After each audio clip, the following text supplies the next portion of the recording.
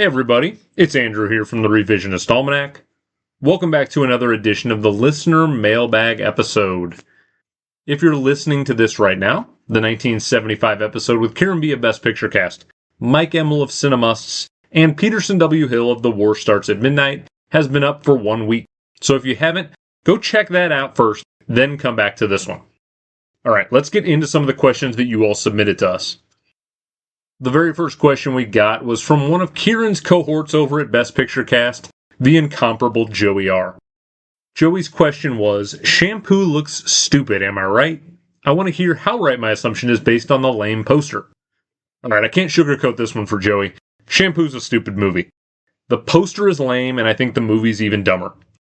We were relatively unanimous in that opinion on the 1975 episode. I did make it clear, though, that the movie served one purpose and one purpose only for me. It helped me to round out what was a very thin supporting actress category, because it at least had a couple of women with decent roles compared to the rest of the field at play. So in that regard, I want to say thank you to Shampoo. Aside from that, though, there is zero justification for sitting down and watching this. Pick any other Hal Ashby movie. Pick any other Warren Beatty movie. Pick anything else. Next question is from good buddy of the show, Kevin Scanlon. He asked, excluding Jaws, what are the top 3 films you'd recommend me watching from this year? Okay, so I'm going to assume, Kevin, that you have seen literally nothing else other than Jaws, so that's going to be the baseline for where I start this. This is a pretty tough choice, since there are a number of iconic films from the year that are worth getting into. But if pressed, I would say the first and obvious answer is going to be One Flew Over the Cuckoo's Nest. For me, anything that wins Best Picture is at least worth checking out, even if it's just for context to the year as a whole. And the other 2 movies I'm going to suggest to you actually didn't even feature in my revised Best Picture lineup, but I do think they're both iconic films of that era. The first one is going to be Monty Python and the Holy Grail, which is often considered one of the great comedies of all time, and the other film would be the Rocky Horror Picture Show, which is one of the great cult films ever made.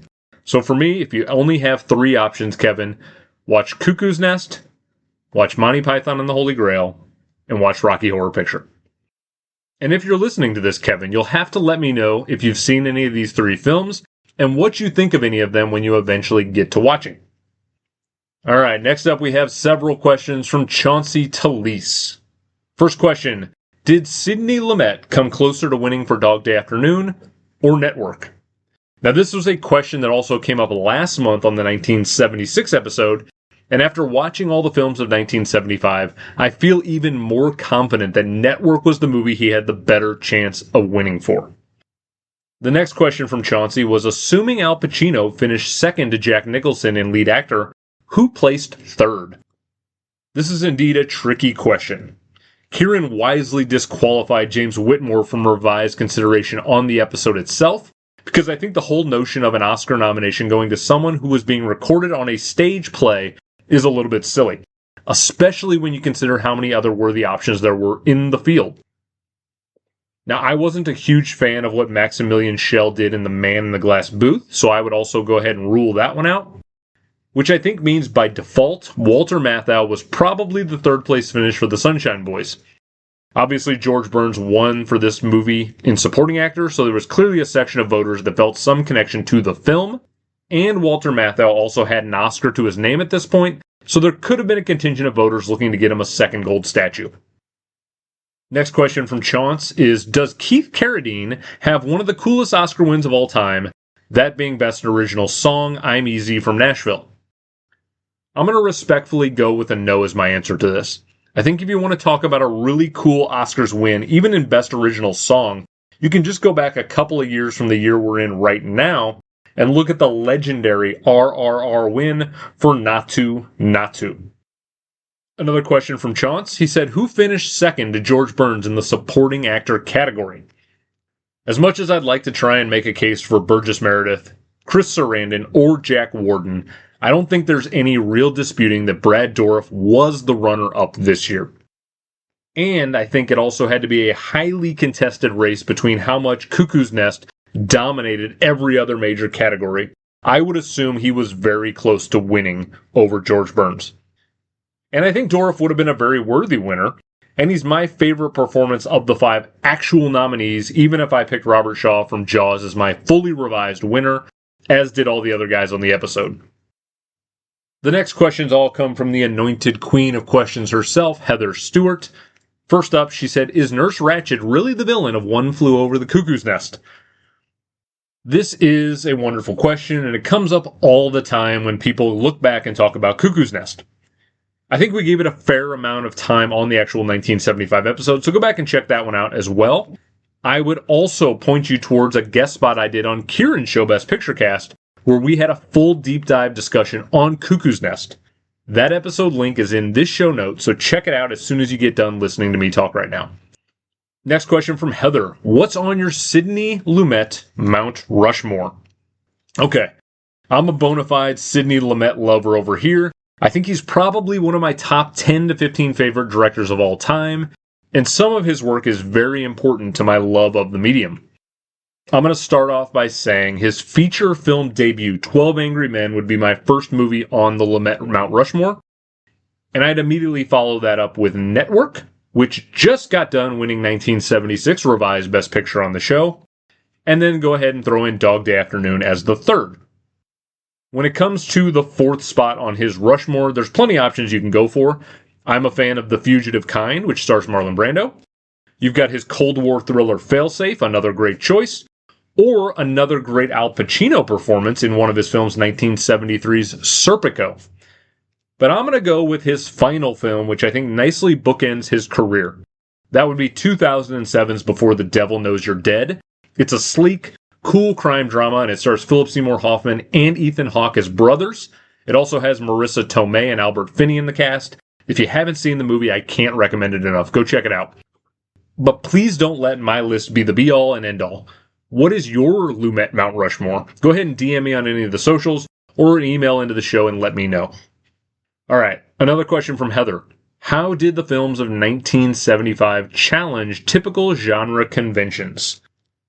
This is a question that has a lot to unpack, admittedly.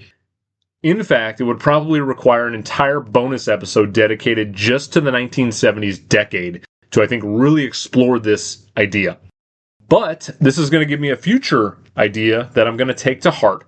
So I'll be covering 3 years from the 1970s decade this season. I've already done 1976 and 1975. I've got 1973 on the way at the end of the year. So stay tuned for a future 1970s bonus episode down the road where I can unpack the entire decade, because I'm well on record stating this is the best decade for movies and my favorite. And the final question from Heather. She said Al Pacino nearly dropped out of Dog Day Afternoon. Apparently the role was then offered to Dustin Hoffman. What do you think of this alternative casting? Now, I love all the backstory and the drama of the Pacino-Hoffman rivalry during that era. They're obviously both legendary actors who help push each other to better themselves and make more interesting choices to outdo one another. I'll say I think Al Pacino is the greater actor, but I actually think in a weird way Dustin Hoffman would have fit much better into Dog Day Afternoon than Al Pacino would have fit into either of the notable movies from Hoffman the following year, those being 1976's All the President's Men or Marathon Man. Now we'll go over to a question from another friend of the show, Everett Mansur from Watch This Film blog.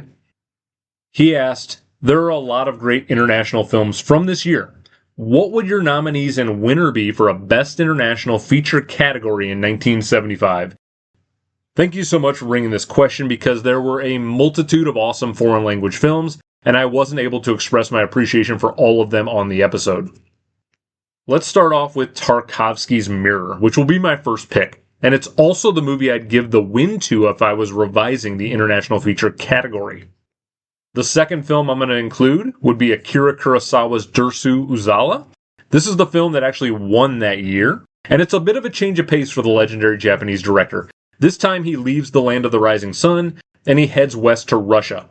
It's a lesser-known Kurosawa, but it's a fascinating movie all the same. My third pick is going to be a film I didn't even get to mention once on the 1975 episode, that being Manila in the Claws of Light. Now, this is a Filipino movie by Lino Brocka. It's available in the Criterion Collection, and it's often considered the greatest film ever made by that country. I'll say nothing other than you should check it out if you want to get a greater appreciation for Asian filmmaking.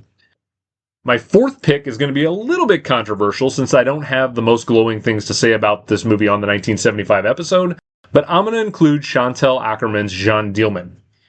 I can respect the craft behind the film, as well as the performance by Delphine Seyrig, who I did give a nomination to, but it's not a movie that stimulates me enough to warrant a 200-plus minute runtime. However, its placement at the top of the most recent Sight and Sound poll doesn't offend me the way it does some others.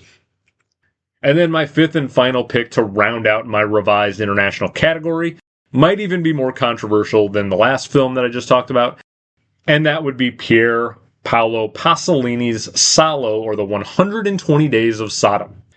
This is one of the most infamous pieces of filmmaking, still banned in some parts of the world.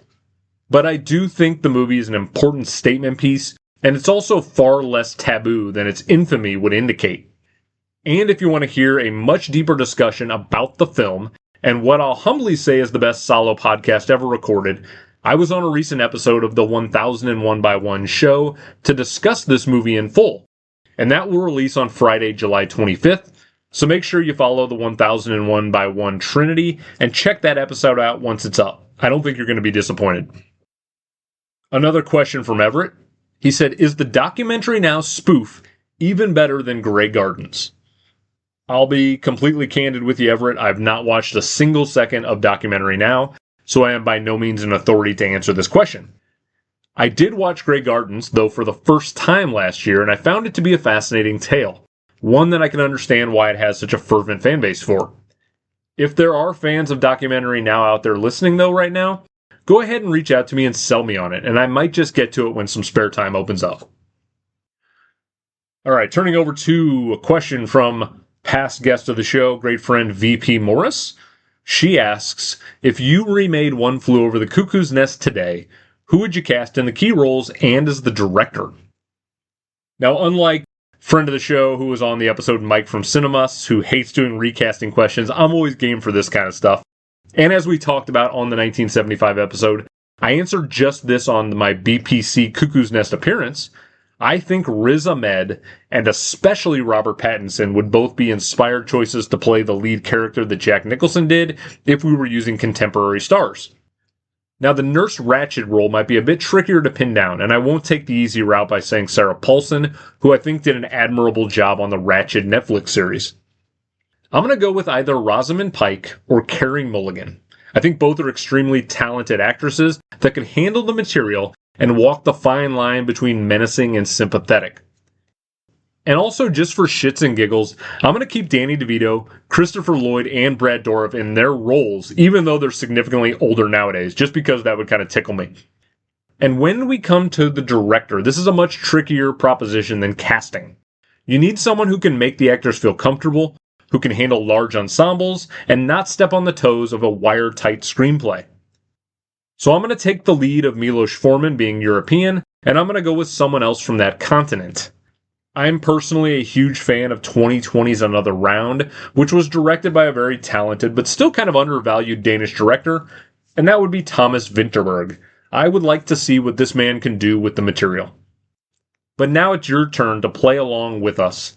So go ahead and send me your recasting ideas, and I will share those on the socials and on the next Mailbag episode. Alright, the next question we got is from Kat from Veg Out.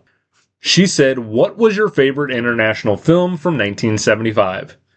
No question about it here, it's Tarkovsky's Mirror. I think it supplanted Solaris as my favorite film by the legendary director on the most recent watch, and it's a movie I haven't been able to stop thinking about after both my prep watches for the episode. It's such a mysterious movie, and it leaves me yearning to go back to it and try to uncover more about what it's saying and myself in the process. Alright, next question we got is from Isaiah Shoup over at Mr. Rewatchability. He says, this isn't a question, but it's a fact. 1975 was one of the best movie years ever. Now, it's no doubt an iconic year, but I'm going to push back just a touch, and I'm going to say it's a very strong year at the top, but it thins out a bit when compared to some other years I've been covering on the show in recent months. And I'm just going to leave that out there as a tease, because in a couple of months, there's a film year that I think top to bottom far exceeds 1975. Alright, next question we got is from Jeff the Movie Man, who said, if done again, would you give Jaws more Oscar nominations or even more wins? Jeff, to that I say yes, and yes, 1,000 times yes. And Jeff's got another Jaws-related question for us. He said a play named The Shark is Broken is making great success touring the world with Robert Shaw's son Ian playing him in the show about the difficulties of making this iconic film. If Jaws were remade today, aside from casting Ian as Quint, who would you cast as Brody and Hooper? We're back with more recasting fun, but I think this one is significantly harder for me to figure out than the Cuckoo's Nest question. I think Brody and Hooper are so distinct to Roy Scheider and Richard Dreyfuss that it's hard for me to envision anyone else playing those characters. But for the sake of it, I'm going to throw out a couple of people who are in the Avengers universe, so you might roll your eyes a little bit, but I think they are both great actors. For Brody, I'm going to go with Chris Evans, who I think is seeing himself in a little bit of a revival period right now with The Materialist just coming out. And then for Hooper, I'm going to go with Mark Ruffalo, because I think he seems to fit the mold quite well for that character. But again, I want you to play along with us, so go ahead and send me all of your recasting ideas for Brody and Hooper, and I'll throw them up on the socials. The next question we got is from a future guest of the show, Morgan from Hall of Film. He said, is 1975 one of, if not the best years in terms of having all-time directors dropping amazing content at the same time, like Spielberg with Jaws, Foreman with Cuckoo's Nest, Kubrick with Barry Lyndon, Lumet with Dog Day Afternoon, and Altman with Nashville?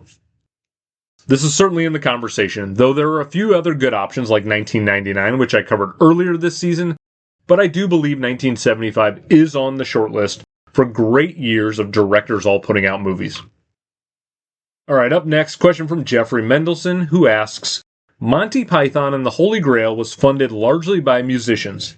If a major studio had come forward and put forth the money to build the project, how different would the movie be today? I think the obvious answer there is it would be dramatically different for sure. Part of the charm of Monty Python is it felt very punk rock and scrapped together. And a major studio, though less involved and concerned with marketing than compared to today, I think would have disrupted the film and inevitably in some way given us a less awesome product. And we're going to wrap up the questions with a few from Hannah over at Horror Hour with the Hannahs. Her first question, she said Jaws is obviously the shark movie, and it does so much more. Do you have any other favorite shark movies? I sure do, Hannah. However, I'm going to save all of those thoughts for your podcast where I'll be taking part in a large collaboration episode talking about all things sharks and monsters. So follow Horror Hour with the Hannahs and be on the lookout for all my shark movie opinions soon. Another question from Hannah. She said, I don't often hear Barry Lyndon mentioned amongst the Kubrick conversations, at least compared to 2001, The Shining, A Clockwork Orange, and A Full Metal Jacket. How do you think it stacks up compared to the rest of his filmography? Now again, we touched upon this some on the episode, but I think the older I've gotten and the more films I've seen, the more I start to appreciate Barry Lyndon as the best directorial achievement by the great Stanley Kubrick. It's not necessarily my number one favorite of his, but it's very close, and I think over time he has continued to increase in stature and appreciation because of this film. The film's much more subtle than something like, say, The Shining or Clockwork Orange, and it's obviously less groundbreaking to a genre than 2001, and I think those factors still contribute to why it doesn't get the same room at the conversation table. Hannah also asked, do you have a favorite Stanley Kubrick film? Well, yes, I do, Hannah. And just for fun, I'll give you my entire Stanley Kubrick top 10, though this list is fluid, and it's subject to change as soon as I finish hitting record. Alright, at number 10, I've got The Killing, which I covered on the 1956 episode earlier this season. Then I've got Lolita at 9. I've got Paths of Glory at 8. I've got Full Metal Jacket at 7.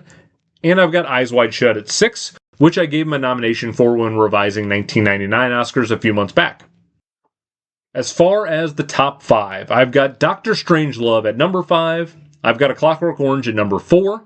I've got 2001 A Space Odyssey at number 3. I then have Barry Lyndon at number 2, and then my number 1 will probably remain the same for the foreseeable future, and that is, of course, The Shining. I love every aspect of that movie, minus the way Kubrick treated Shelley Duvall on the set, which I think does deserve a discussion when I eventually get to covering the 1980 year in film down the road. But once again, I'm asking you to share your opinions. I'd love to hear from you if you're listening. So send in to me what your favorite Kubrick films are, and I'll be sure to share those out. And finally, from Hannah, she said, we at Horror Hour with the Hannahs love, love, love Rocky Horror. Are you a fan? And how do you feel it stands up to other musical movies? Now, this is just a case where I wish I'd had more time on the actual episode to talk about Rocky Horror, but that is the nature of trying to condense an entire film year into 2.5 to 3 hours. But I think there's so much more to unpack about Rocky Horror that it deserves more time. Now, I've never been to a midnight screening of the film, even though I have plenty of friends who frequent such events with regularity. I would say I genuinely love Rocky Horror. I like the songs, I like the performances, and this was just a case of it coming out in a year where so much great stuff was happening at the top end that it was really hard for me to work it into too many of my revised nominations, though I will say I got Tim Curry in there for a lead actor revised nomination. But this would be no fun if it was just me here all by myself answering questions. So why don't I turn it over to one of the guests who featured on that 1975 episode? He is the patriarch of Best Picture Cast. He is a near dear friend. He is an excellent podcast host with great movie opinions. So let me turn this over to Kieran B. from Best Picture Cast with a special surprise guest.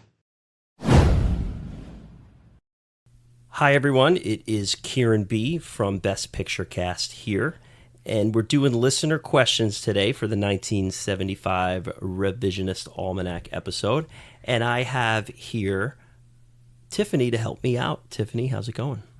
It's going good. It's going good. So it's going good. You don't know these questions. You're just reading them out to me. You're helping me out. Yep. Though we watched a couple of these movies together, so if you want to chime in and answer a question yourself, feel free to do so. If you don't, then don't. But okay, so I skimmed over these questions maybe 2 weeks ago. So I'm answering off the top of my head here. So I'm gonna be caught off guard a little bit here. We'll see. I'll do my best. We'll all do our best here, but. Hit me with them, Tiffany. Okay, from Joey R. Shampoo looks stupid. Am I right?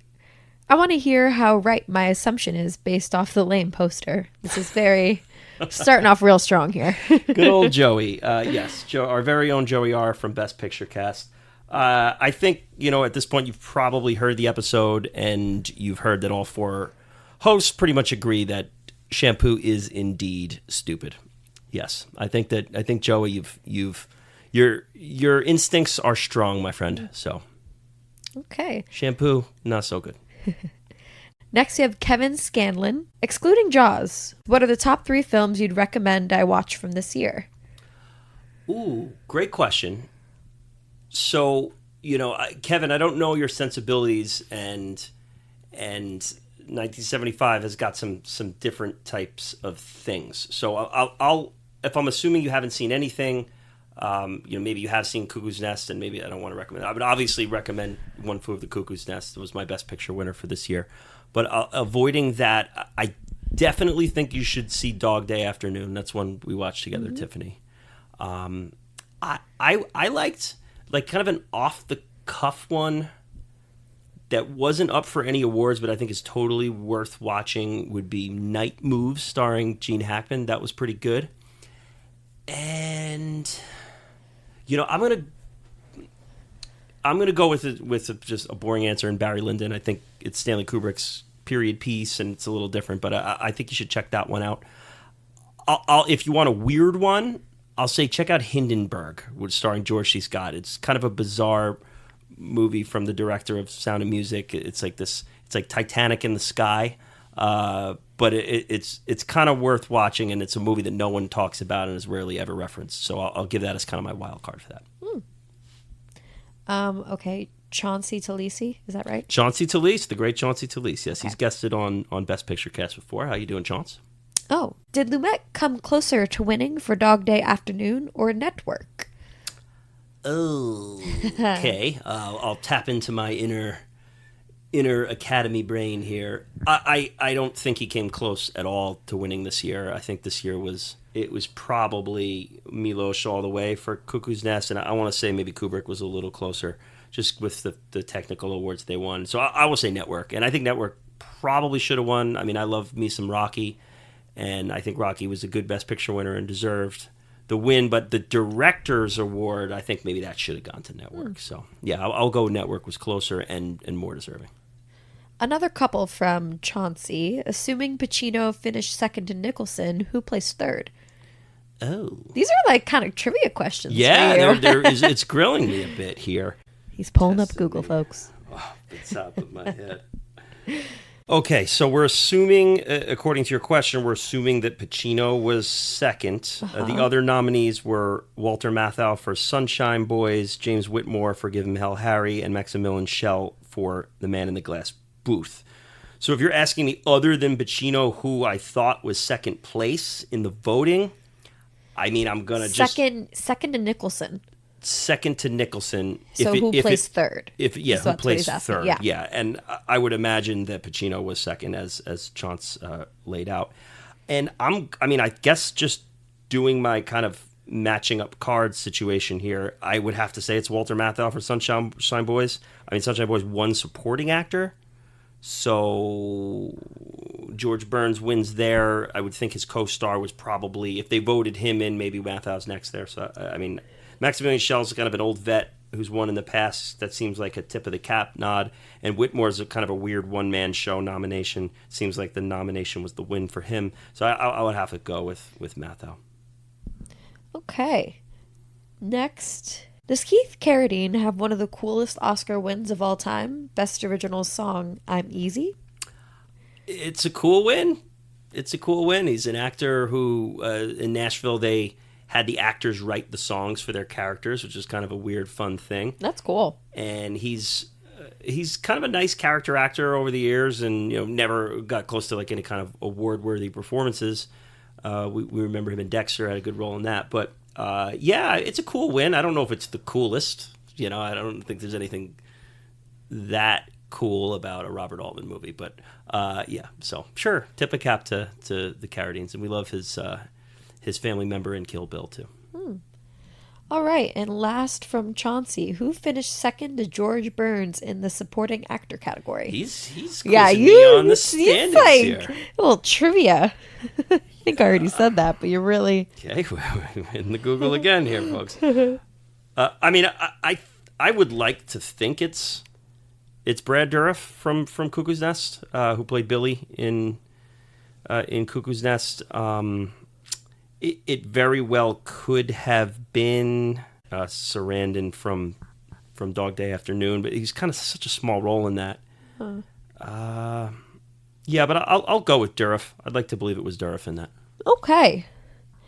Next up, from Heather Stewart. Ooh, this is a good one. The great Heather Stewart. Is Nurse Ratched really the villain of One Flew Over the Cuckoo's Nest? That's so good. I think as the years go by, and as I get a little older, I gotta side a little more with Nurse Ratched. I think there's a balance to that movie. It's chaos versus order, and I don't think it's necessarily one is the right way, one is the wrong way. I think it's a spectrum of how you look at things. And no, I don't think that she's this cold-hearted ultra villain. I think she makes some mistakes in the movie and does some things that are not cool. But no, I wouldn't say she's the ultimate villain. She's a complicated villain who I think she believes she's doing the right thing, and there's probably moments where she lets it get away from herself. Okay. Next up, another one from Heather. What's on your Sidney Lumet Mount Rushmore?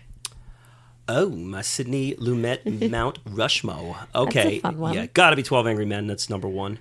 I'm a sucker for Running on Empty. Breaks my heart every time I watch it. Yeah, I gotta go Dog Day for sure.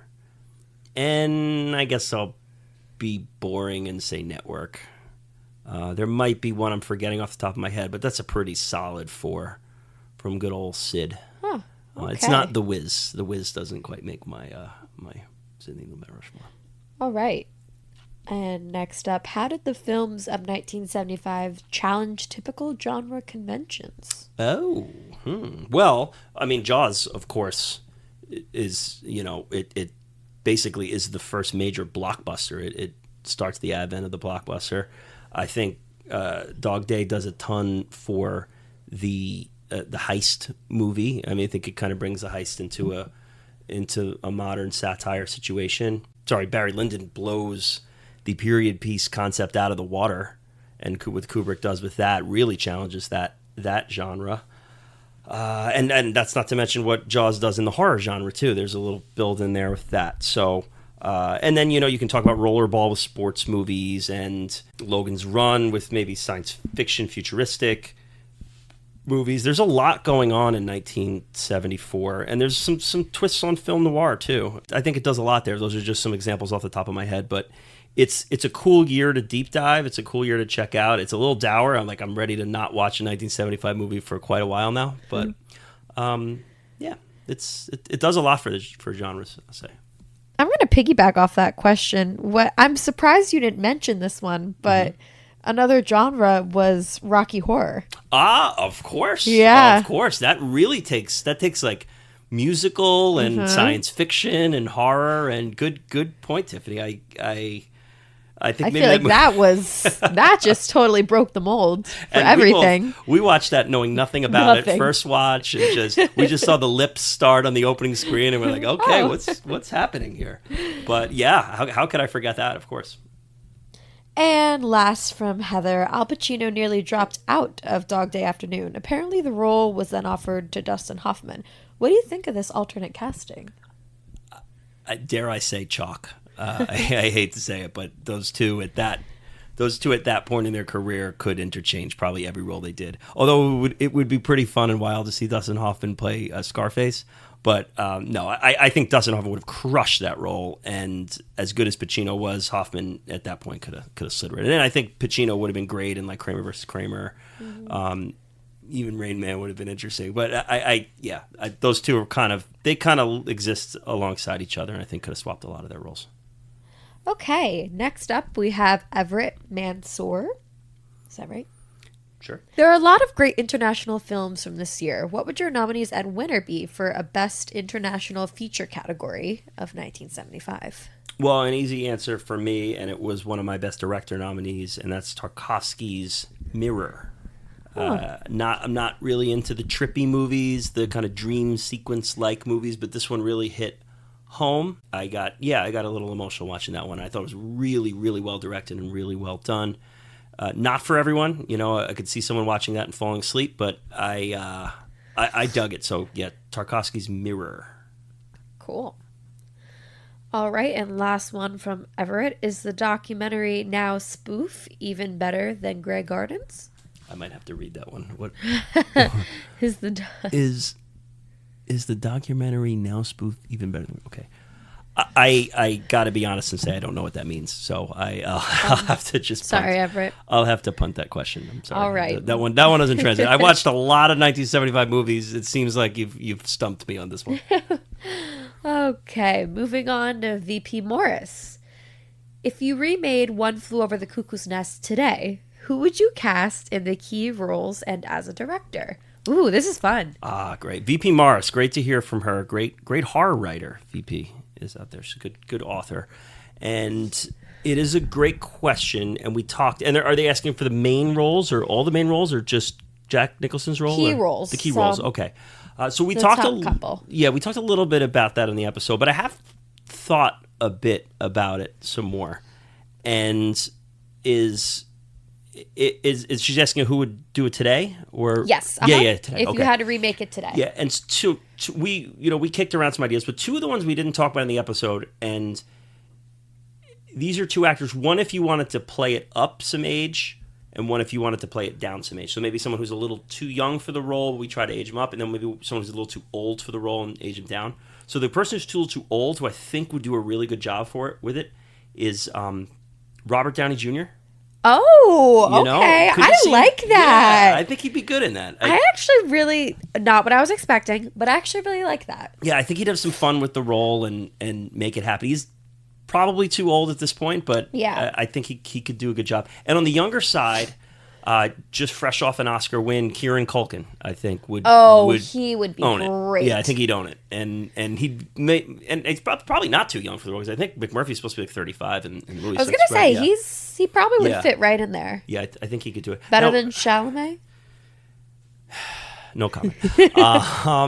Now, Nurse Ratched is tricky. And if you had to put Chalamet in this movie, Billy would be the place you'd Oh, put I him totally in. agree. Yeah. But Nurse Ratched is That's a hard one. tricky. And I don't know that I have one ready for that. And maybe I'll Really? maybe I'll think about it and give it as we go with these other questions here, because it's, you have to kind of get like you're looking for like late 30s, maybe early 40s type of role. Now the actress doesn't necessarily have to be that, but maybe you find it along the way. I'd love to see someone like a Viola Davis do it. Okay. That might be kind of fun, just to kind of to switch the role up a little bit. Yeah, I'm gonna have to think up a little bit. And as it comes to me, maybe I'll pop something out. Does anyone come to mind with you? Well, I just recently saw. Oh, I'm blanking on her name. She's the lead in Grey's Anatomy. Oh yeah, yes. Yeah. I saw her in a TV show.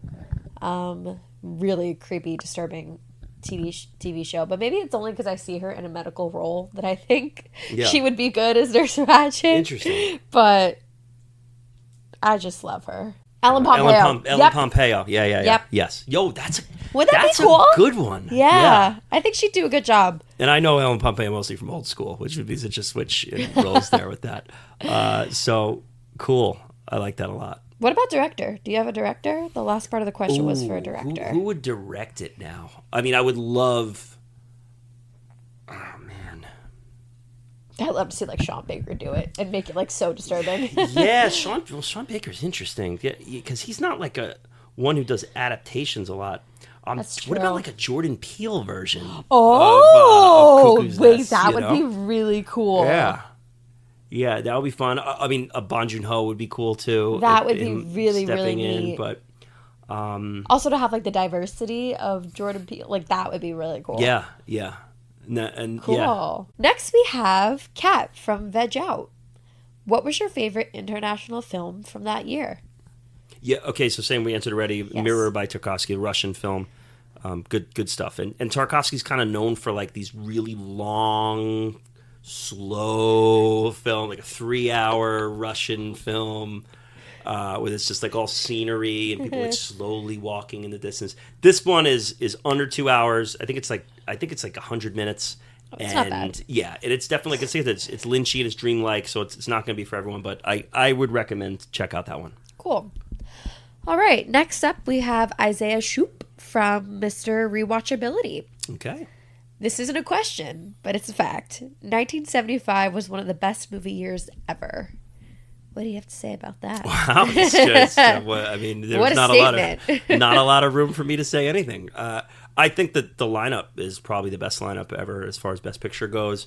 I don't think the gear is as deep as it gets credit for. I think it does drop off a bit. I had a lot of fun watching these movies, but when I was on the 2010 episode, I actually thought that year was maybe deeper. I'd say maybe the 75 lineup is better, but as far as depth for the entire year, I thought 2010 was a little better. Oh, yeah. Interesting. All right. Next, we have Goff the Movie Man. If done again, would you give Jaws more Oscar nominations or even more wins? Wait, do you think he means if it was remade again? Or I got him. No, I know. Okay. If we were to redo the Oscars. Again, if you've listened to the episode, I absolutely was all for more Jaws nominations. I gave my supporting actor win to Robert Shaw. Thought he should have certainly been nominated, if not won. I think it's a joke it wasn't up for cinematography, and I think it absolutely should have been up for director. So those right there. I know some of the other guys gave it like an actress nom, and there's a lot that should have been. I think that Jaws caught people by surprise that year, and it was so popular that the Oscars kind of get a little sheepish when it comes to the popular box office type of film. But looking back, it's pretty obvious, and I think that's what something like this podcast is designed for, is revising what wasn't clear in the now. And Jaws is a perfect example of that. Cool. And another one from The Movie Man, another Jaws related question. A play named The Shark is Broken is making great success touring the world with Robert Shaw's son Ian playing him in the show about the difficulties of making the iconic film. Wow. If Jaws were made today, aside from casting Ian as Quint, who would you cast as Brody and Hooper? Ooh, boy, another recasting one. So Sheriff Brody. I have mine. Oh, yeah? What Yeah. are you hopping in there? I think he's a little too old for this role now, but I just love Tim Allen. Tim Allen. Oh, okay. Let's get Tim Allen on the boat. Tim Allen. I just feel like, I don't know. Get Tim Allen on the boat. I feel like he'd do well because, he's like a likable guy. He's a dad. I don't know. Can I put 95-year-old Clint Eastwood in there as Sheriff Hey! Brody? Get off my He's boat. not that old. Like Tim Allen when he was in The Parent Trap. That's what I'm picturing. He's Buzz Lightyear. Him from Parent Trap. Yeah. As Jaws. Okay. That's all. Yeah.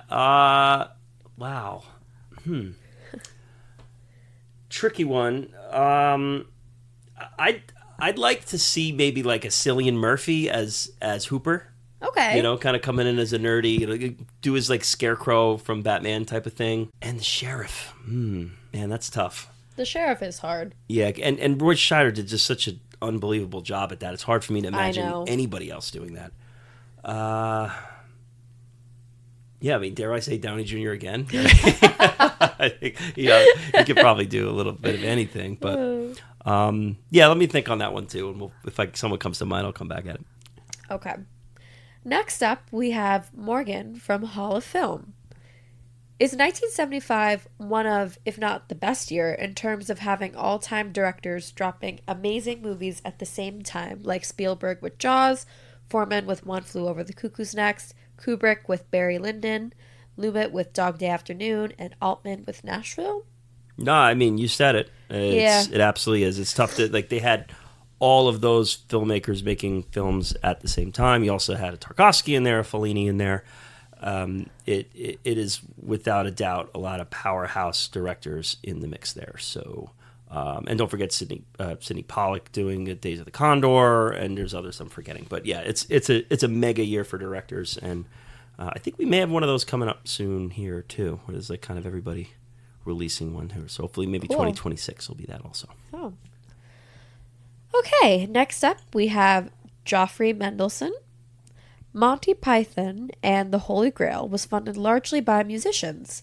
If a major studio had come forward and put forth the money to build the project, how different would the film be today? Talk about another great director, Terry Gilliam, that year doing Monty Python and the Holy Grail, which I had a lot of fun with. That was one I grew up with. I didn't subject you to that one, Tiffany. It's a little. I was going to say I don't remember that one. That was the very last one I watched. I was kind of cleaning the room. Yes, I think you would have rolled your eyes at most of that because that's a lot of a lot of dorky humor in that one. No, I mean, I think it's perfect the way it is. I think more money. This is a rare example where more money kind of would have hurt the charm of the movie. I think it kind of being low budget is sort of what they're going for. It's kind of this.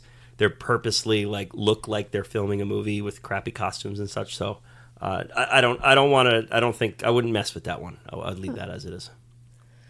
Okay. And finally, this is it. Yeah. Wow, we cruised through this. But we have four. This last section is going to be 4 questions. Oh, 4 so questions. We have a couple more. Okay. All but right. they're all from Hannah from Horror Hour with the Hannahs. Hello, Hannah and Hannah and That's Hannah. cute. I don't know how many Hannahs there are, but hello to all of you. Jaws is obviously the shark movie, and it does so much more. Do you have any other favorite shark movies? Ooh. Oh, wow. Other favorite shark movies. Well, I guess I'm gonna have to drop a plug here in this one. Is that I guested on the podcast Below Freezing on a very important shark movie, and that was the final installment of Sharknado. It's about time. Sharknado, it's about time. And the movie is about time because they time travel. And it's also about time that they stop making Sharknado movies. That was the joke there. So, yeah, I'm going to go with Sharknado. It's about time. I cannot believe you said that because I was going to say that mine are the Sharknados. Wow. Because... How have we not watched the Sharknados together? Maybe we got to go on a binge. I think we should. Sharknado binge. I mean, Shark Week was my favorite thing of all time. I still really like Shark Weeks and a lot of shark movies, but I don't know, maybe because I grew up in Florida and sharks were just so much more in our faces. I don't know. I just loved all the Sharknadoes. I thought they were very entertaining. I feel like we started watching The Meg at some point, and then Yes, that was bad. not good at all. That was Not really good at all. bad. Yikes. Yeah. So I don't know how many more. Have you? I've never seen Open Water. I know that's. I've seen that one. And are there sharks in that, or are they just kind of drowning? I actually don't remember. It's been a long time. Yeah, I've never seen it, so I could. That wasn't recent, was it? No, about 10 years ago, maybe. Okay. Yeah. Yeah. Okay. Cool. Next, I don't hear Barry Lyndon mentioned amongst the Kubrick conversations, at least compared to The Shining, 2001, A Clockwork Orange, and Full Metal Jacket. How do you think it stacks up compared to the rest of his filmography? I think it absolutely should be mentioned. And if you talk to our own RDB over at Best Picture Cast, it's one of his favorites. Barry Lyndon's an amazing film, and I definitely think it's one of Kubrick's best. And it's a movie that if you're out there talking Kubrick and you haven't seen Barry Lyndon, or more importantly, if you've only seen it once, you need to go back and handle that and take care of that, because it's a great film. And it's a movie that's really kind of, you only really take it in the second time you see it, because it's supposed to be more funny than serious to me. And do you have a favorite Stanley Kubrick film? It's got to be The Shining for me. I mean, Yeah. that's number one for me. I can't. I'll say Barry Lyndon's probably number two. Wow. Probably number two. But yeah, I got to go Shining. Okay. And the final question of the evening. We at Horror Hour with the Hannahs love Rocky Horror. Okay. Are you a fan? And how do you feel it stands up to other musical movies? Why don't you take that one? You know, Rocky Horror was such an interesting watch, and I think the reason it was so shocking and interesting is because I had no idea what it was going to be about. Like, I knew it was a musical, but not really. Yeah. And I'd say I'm a fan. It was it was one of those things where I was watching it, and I think Kieran said this, and he was like, oh, that looks like it would be so much fun to be a part of and to play in it. Yeah. You know? Yeah, it's like the people on stage are having more fun than the people in the audience. Exactly. Yeah. Like, they're having so much fun. I do think there are moments where it was a little long, and I think they could have cut back on it, but that's also kind of, I don't know, I'd love to watch it again, because I feel like that's part of the aesthetic of it. And I don't know. It kind of feels like someone freestyle dancing and that Yes. has the crowd and then doesn't quite know how to end the dance and maybe goes on dancing a little too long type of thing. But no, I loved it though. I did like I liked watching it too. I thought it was cool. I'm sure it's even better when you see it with a crowd and people who know. Oh, and, 100%. And when you know what's coming and you know what to expect, it's probably even more fun too. Yes. So, but yeah, the time warp stuff was great, and I think our MVP was Riff Raff in that one. The kind of hunched over blonde guy.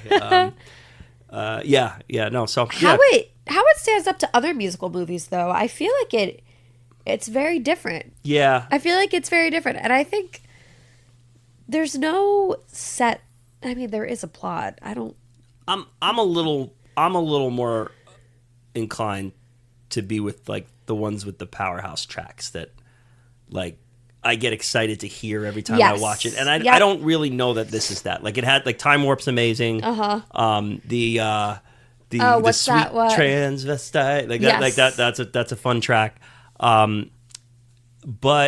there, and then damn it, Janet. In the beginning, that was fun. But that's that one closer to the end, where she's like, yeah, the Susan Sarandon number. Yes. Yeah, I know what you're saying. But like, I don't know that any of those songs are going to be like these real sing-alongs that I'm like, I can't wait till we get up to that part of the movie type of thing. I agree. Yeah, like, you know, like with The Sound of Music or like an Oliver or something, like where you get when that I got to get to the you got to pick a pocket moment, or you got to get to Edelweiss or Doe Deer or any of those favorite things or something like that. So Les Mis is one of your favorites, and the power tracks in that one. You know? So yeah, to me, the songs in it aren't my favorite as far as like compared to, if we're comparing it to other musicals. They all work within the world of the movie, but I don't know that I could stack it up with some of my other favorites. And that's it. That was the last question. So that's it. 1975 in the books. That's it. We don't have to watch any of these movies for really a very long time now. Oh. Although we got to finish Jaws too. We're halfway through that one. But We're Not almost in the 75, 80s at but- that point. Yeah, that's like more 78. Cool. All right. Well, Tiffany, thank you for helping me do this. It's easier for me to Yeah. answer when I have someone reading me This questions. was fun. Yeah, it was fun. I still haven't thought of a good Nurse Ratched or a good Brody, and that's Man. unfortunate. So maybe you can hit me up over at Best Picture Cast on Twitter X or Blue Sky or Instagram or any of those, and harass me there, and I will have thought of something by then. But we'll just have to leave it up in the air there. And when we revisit Jaws, I'll have to do all those things anyway. So, well, that's all. Thanks again, Tiffany. Yeah. And we'll kick it back to Andrew. Oh man, that was amazing stuff from Kieran and Tiffany. I want to thank them again for taking the time to do that. As we also mentioned on the 1975 episode, Kieran is a soon-to-be father, and I want to wish the both of them, Tiffany and Kieran, the best with what's to come ahead. It's going to be an exciting time, and nothing but happiness and health for all of them and their little family. But now, let's go over to the second guest who wanted to take part in this. He's currently sipping a mojito right now in Savannah, Georgia on his vacation. I'm going to turn it over to Peterson W. Hill. All right, corn dogs. Here I am in Savannah, Georgia to record these questions. Not the most orthodox place to record for a podcast, but I am beholden to the fact that my daughter is in a dance competition in Savannah for nationals, and that's all I got. So here we are. If anyone wants to know, I'm sitting in Forsyth Park right now, so you might hear some kids yelling and screaming behind me. There's a volleyball game to my right, and I'm sitting on the steps of the water fountains, or the water splash park, if you want to call it that. My kids are frolicking around, and it is a balmy 90 degrees here in Savannah, which is probably like a heat index of 175. But here we go. So I am just going to run down the list of questions here. So we got Joey R. from 2001 and Best Picture cast. And he asks, shampoo looks stupid. Am I right? I want to hear how right my assumption is based off the lame poster. Well, I think that's a really interesting question, Joey, because is it stupid? I don't know. You know, my co-host on War Sharks at Midnight really likes it. Gives it 4.5 stars on Letterboxd. You know, I think it might answer some of the questions of how Warren Beatty had his alleged 12,775 lovers. I think that's part of the question the movie is answering. And then I do think it really is about 1970s politics. It's not quite the vein I want to see those questions asked or answered in. But I think there is something there. You know, I am not somebody who's much of a Hal Ashby fan, but for those that are, I think they might find something. I've never been a Harold and Maude person, really. Bruce and McCloud, like these are not films for me that really stand the test of time. But I know a lot of people love those movies. So, you know, in my opinion, it's worth seeing every movie at least once and just seeing if there's something there for you or not. I don't know. And, you know, at the end of the day, you get to see Warren Beatty using his junk a lot, and good for him, you know? Good for that man.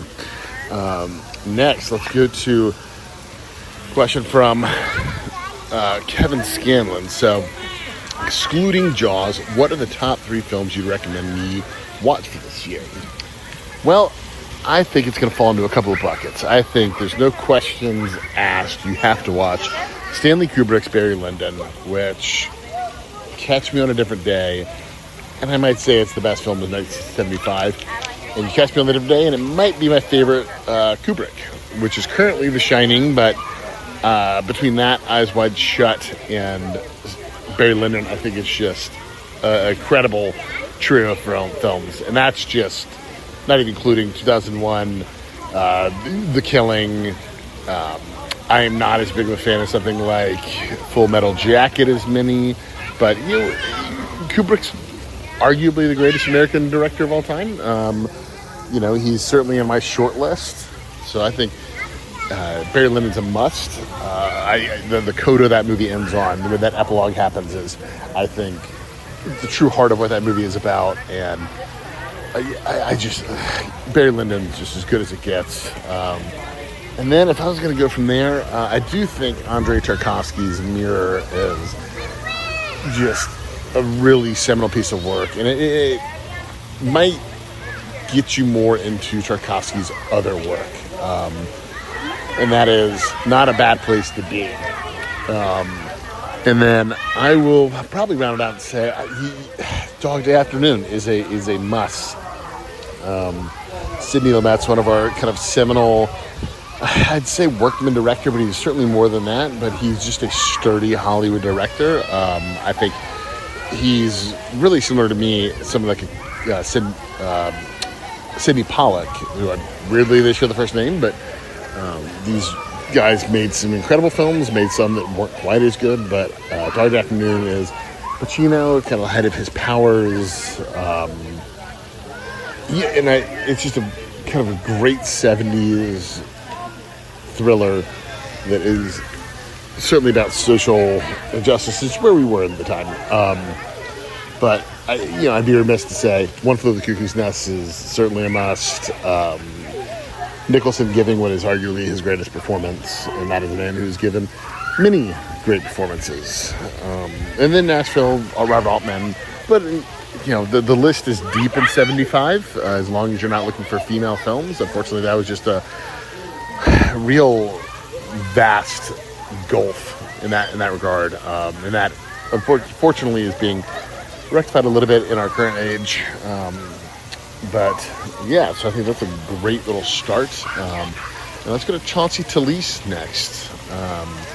Did Lumet come closer to winning for Dog Day Afternoon or Network? Well, I don't know. I think both years he comes up against a buzzsaw in Milos Forman. And then the following year with 76, I mean, that is not helping any. And so I personally think 76 he might be a little bit closer, because I think Network is certainly at the time looked at as a kind of more important film.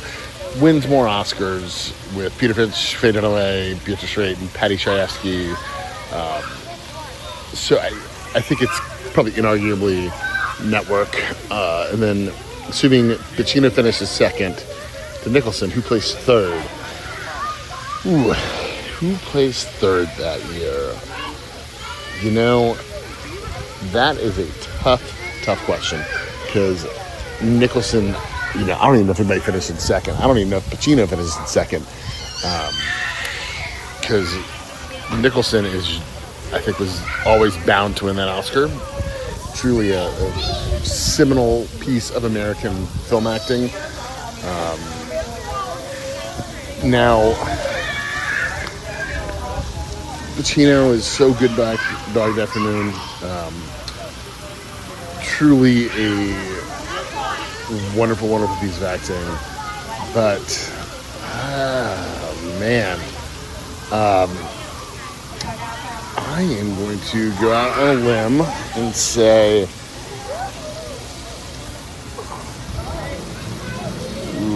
let's see.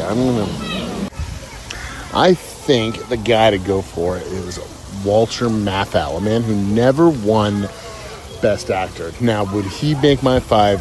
Obviously, no. But, everybody loves Matthau. Mr. Wilson himself. And I just don't think Maximilian Schell or James Whitmore probably had quite the backing at that point. And then, does Keith Carradine have one of the coolest Oscar wins of all time?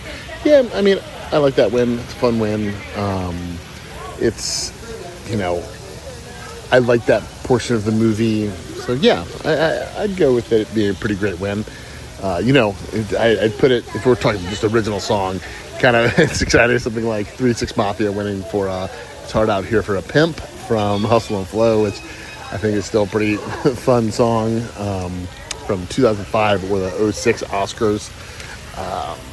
And then Finally, for Chauncey, we've got who finished second at George Burns in supporting actor category. I think, no question, it is Brad Dourif in One Flew Over the Cuckoo's Nest. I think Cuckoo's Nest is kind of a buzzsaw from a lot of things it comes up against.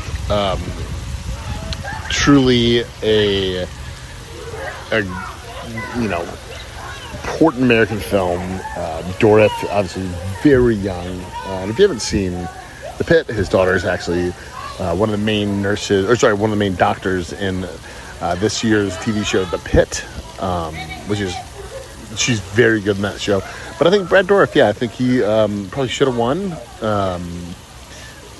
If the five, or at least the five that were there, I think Dourif's the guy to win. So I think he is probably the heir apparent to George Burns if he's not nominated. I think that's more of a career Oscar than anything else. And then Heather Stewart, we've got, is Nurse Ratched really the villain of One Flew Over the Cuckoo's Nest? She's always listed as one of the great villains, but I think we really cover this pretty extensively. I don't think she's quite the villain of that story. I think R.P. McMurphy is a real piece of work in that movie. I wouldn't have any patience for the man, and I don't think she really is. I think I think you can certainly make that argument, but I don't know personally if I find her as much of a villain.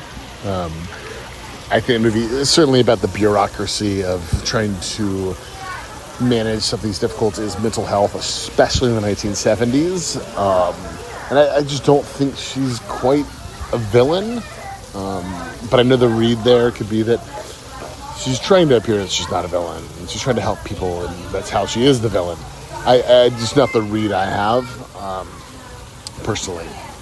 Next from Heather, we've got what's on your Sidney Lumet Mount Rushmore. So I Dog Day Afternoon certainly is. I think 12 Angry Men is unquestionably in his Rushmore. And personally, I think we're going to go next for me to The Verdict with Paul Newman, a wonderful film that I think is one of Newman's greatest performances for a man that gave many, many great performances. And then I do think I'm going to go for a very late period work from him with Before the Devil Knows You're Dead, featuring a true murderer's row of talent. I think it is incredible watching Philip Seymour Hoffman and Ethan Hawke in that movie together. They certainly don't look like brothers, but they feel as though they have the same anxious, chaotic energy. Amy Ryan, Marissa Tomei, the man, the myth, the legend, Albert Finney, Michael Shannon. Everyone in that movie is incredible. Really a incredible Gordian knot of tension and moral complexity, and a great story of American avarice. I love it. And I think it's just gotten better with each passing year. Unfortunately, that movie comes out in 2007, which is just a murderer's row of incredible films. So yes, I think the fourth for me has got to be the great Before the Devil Knows You're Dead. And next from Heather, we're going to go to how did the films of 1975 challenge typical genre convention? Great question. I think you some of them, like One Flew Over the Cuckoo's Nest, you see really classical storytelling while also being a little bit anarchic.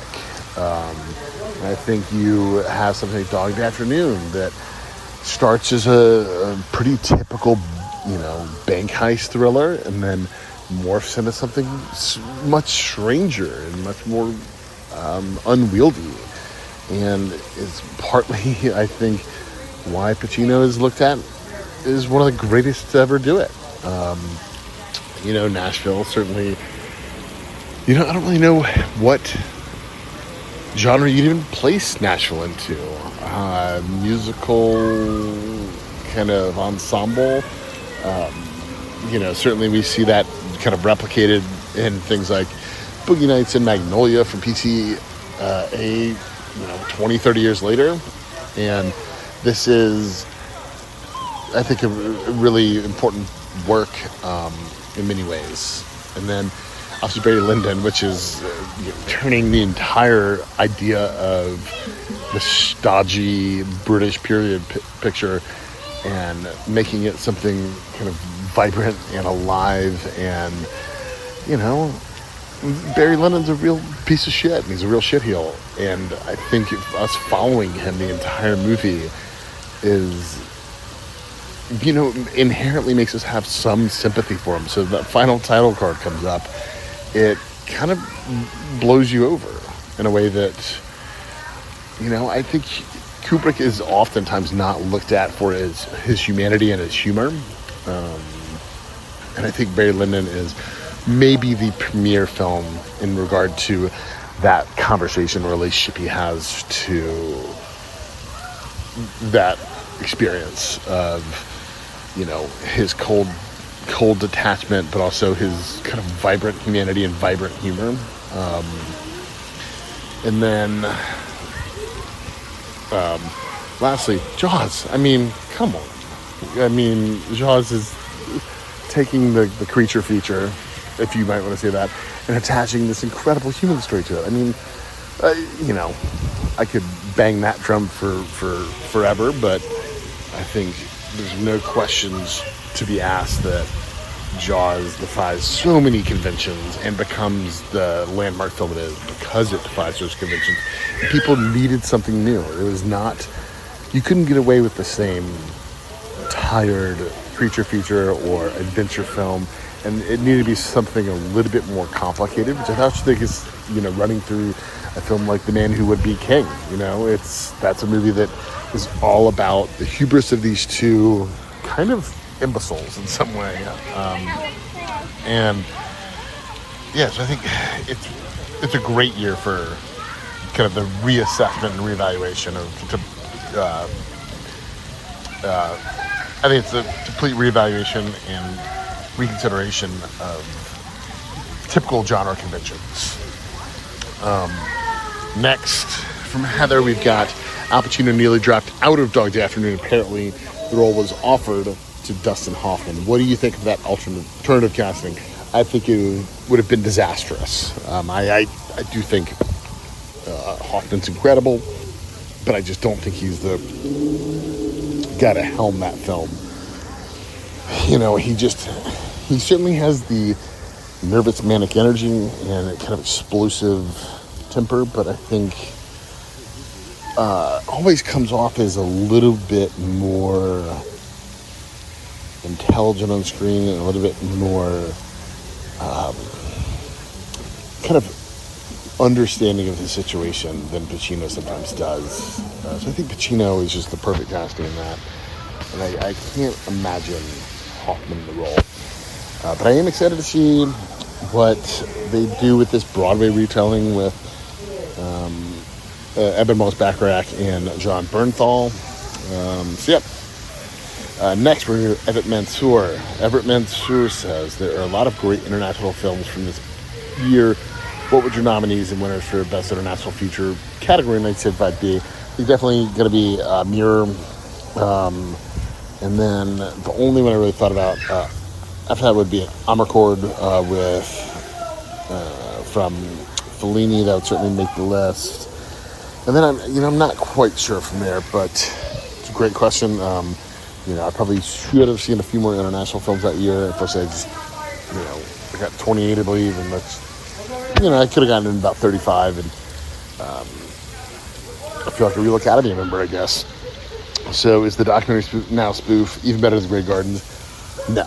Yeah, but I think Great Gardens is kind of one of the greatest documentaries of all time. I put it on the maybe Mount Rushmore of documentaries with things like Grizzly Man, Hoop Dreams, and I'd say probably Man on Wire from just a few years after Grizzly Man. I think it was 2008. Those kind of make my Rushmore.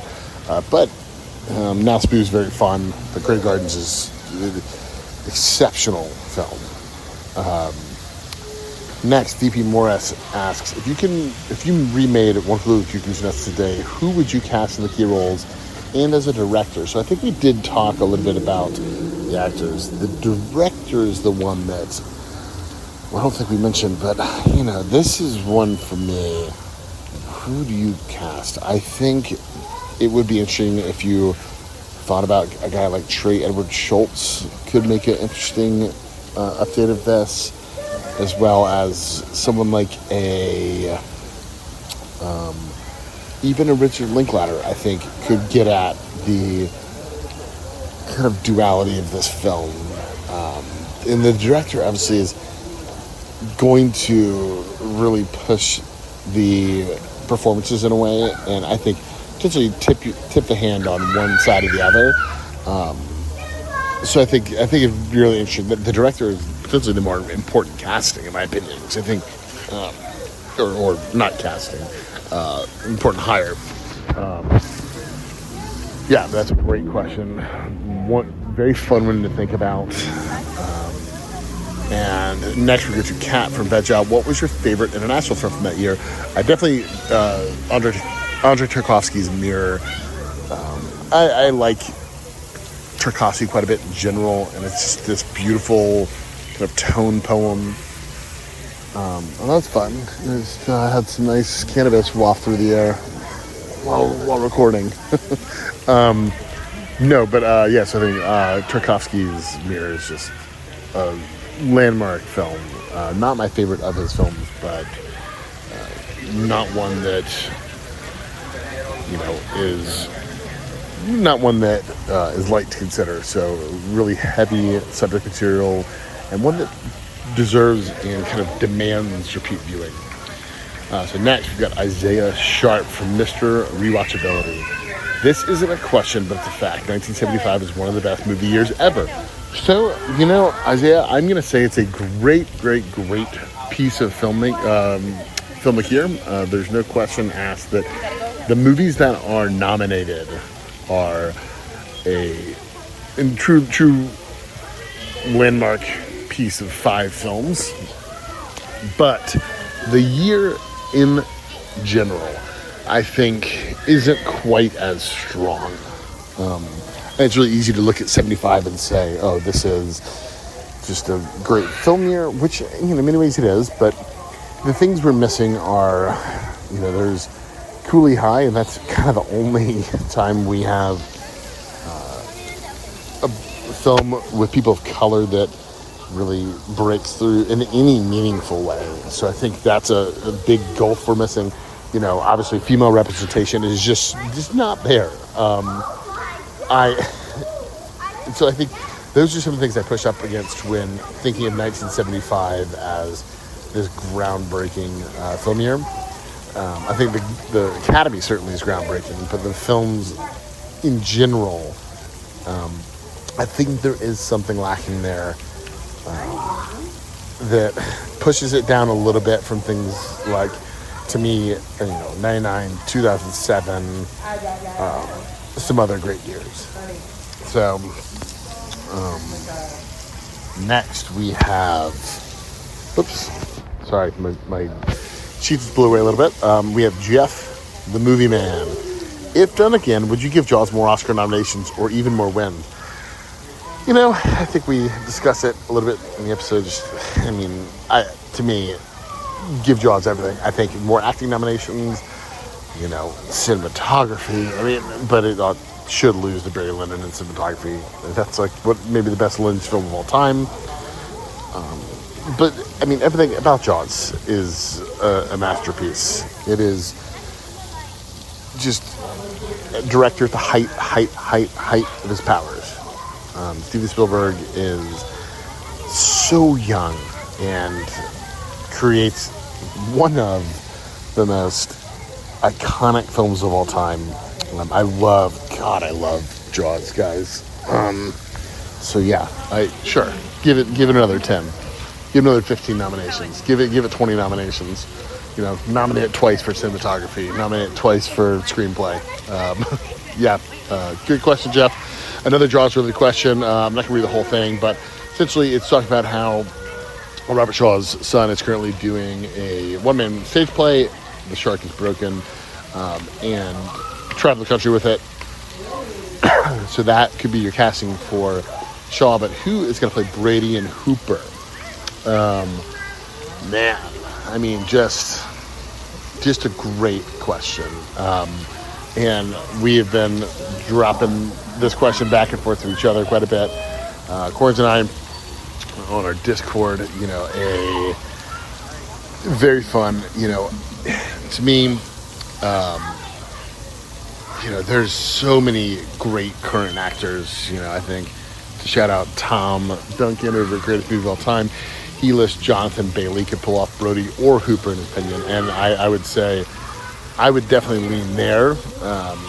Hooper, I think he'd be a great Hooper. I love Jonathan Bailey. I think, Ruffalo would be a great mayor. I think Ruffalo would be perfect as the kind of mayor of Beach Town. Some other great, I think, Glenn Powell, personally, to me, would be a phenomenal mayor. I think part of the thing that would be so incredible about Glenn Powell as the mayor is that he knows, I'm Mr. Beachtown. I'm Mr. Mayor, and he has to be the figurehead, but also I think there's a pretty good amount of sympathy for the mayor in Jaws. And when he finally has the moment where he's like, my kids run that beach, I think Powell selling that as the suavest, most handsome, most nothing has gone wrong for me in my entire life. And then he now has a moment where he has to reckon with the fact that his decisions have now been directly tied to the death of a young boy. Great moment. I think Powell would be a great mayor. But so I'm going to say you put Jonathan Bailey as Hooper and you recast the mayor as Glenn Powell. And then I think,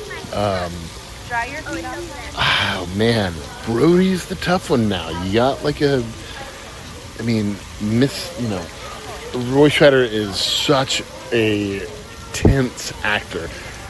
I think personally, and I haven't really said this to anyone yet, the guy I really thought could do an incredible Brody, and I will go back to his work in Jeff Nichols' Take Shelter, is Michael Shannon. I mean, imagine that guy having to deal with the stress of a shark, but also brings such humanity. Part of the thing I love about Take Shelter, and specifically Shannon's performance, is that Jeff Nichols builds it so that whatever that father does in that film, he builds sympathy in so that you do not ever think about him as a monster. And I just think that's the energy you need for Brody. I think Shannon is just, God, that'd be good casting. I mean, also I think put Michael Shannon in everything. That guy can do literally anything. What a performer. And I think that'd be a great recasting of Brody, Hooper, and the mayor. So yeah, those three, just to recap them, you've got Michael Shannon as Brody, Jonathan Bailey as Hooper, and then rounding it out, Glenn Powell as the mayor. Next, we have Morgan from Hall of Film. Is 1975 one of, if not the best year in terms of having all-time directors dropping amazing movies at the same time, like Spielberg from Jaws, Foreman with Cuckoo's Nest, Kubrick with Barry Lyndon, Lumet with Dog Day Afternoon, all with Nashville. Yeah, it's pretty incredible. I think another year would be 99 and 2007. I think 2007 is a little bit more of a new director's year. You don't have the old stalwarts like your Scorsese's and Spielberg's. But something like 99 is a great cross-section of the two. You've got phenomenal directors like P.T. Anderson. You've got the Wachowski sisters. You have got obviously Stanley Kubrick. You have Mr. Shyamalan. I think 99's a great one. The other one I'd say would be 07 personally, because you've got, let's see, Fincher, Coen Brothers, Joe Wright. You've got P.T. Anderson, to bring him up again. And then, some filmmakers who I think are now really starting to break out to the mainstream, like Sarah Polley. You have got incredible foreign films from like Julian Schnabel. So I think it's a little bit more of like a renegades list of like the great directors. But I think, that's a great question. Would love to kind of dig into that even deeper. And then Jeffrey Mendelson asks, Monty Python and the Holy Grail was funded largely by musicians. If a major studio had come forward and put forth the money to build the project, how different would the film be today? I think it would actually probably be a better film. I don't particularly care for Monty Python and the Holy Grail. I think it is a movie that is a little bit high on its own supply. And maybe that's just not my personal brand of humor. I did not grow up with that film. I know certain people did, in that, I remember every asshole from being like 10 years old quoting that movie, and I just never found it that funny. And I actually watched it for the first time for this podcast. So it's not a movie that really I have a whole lot of affection for.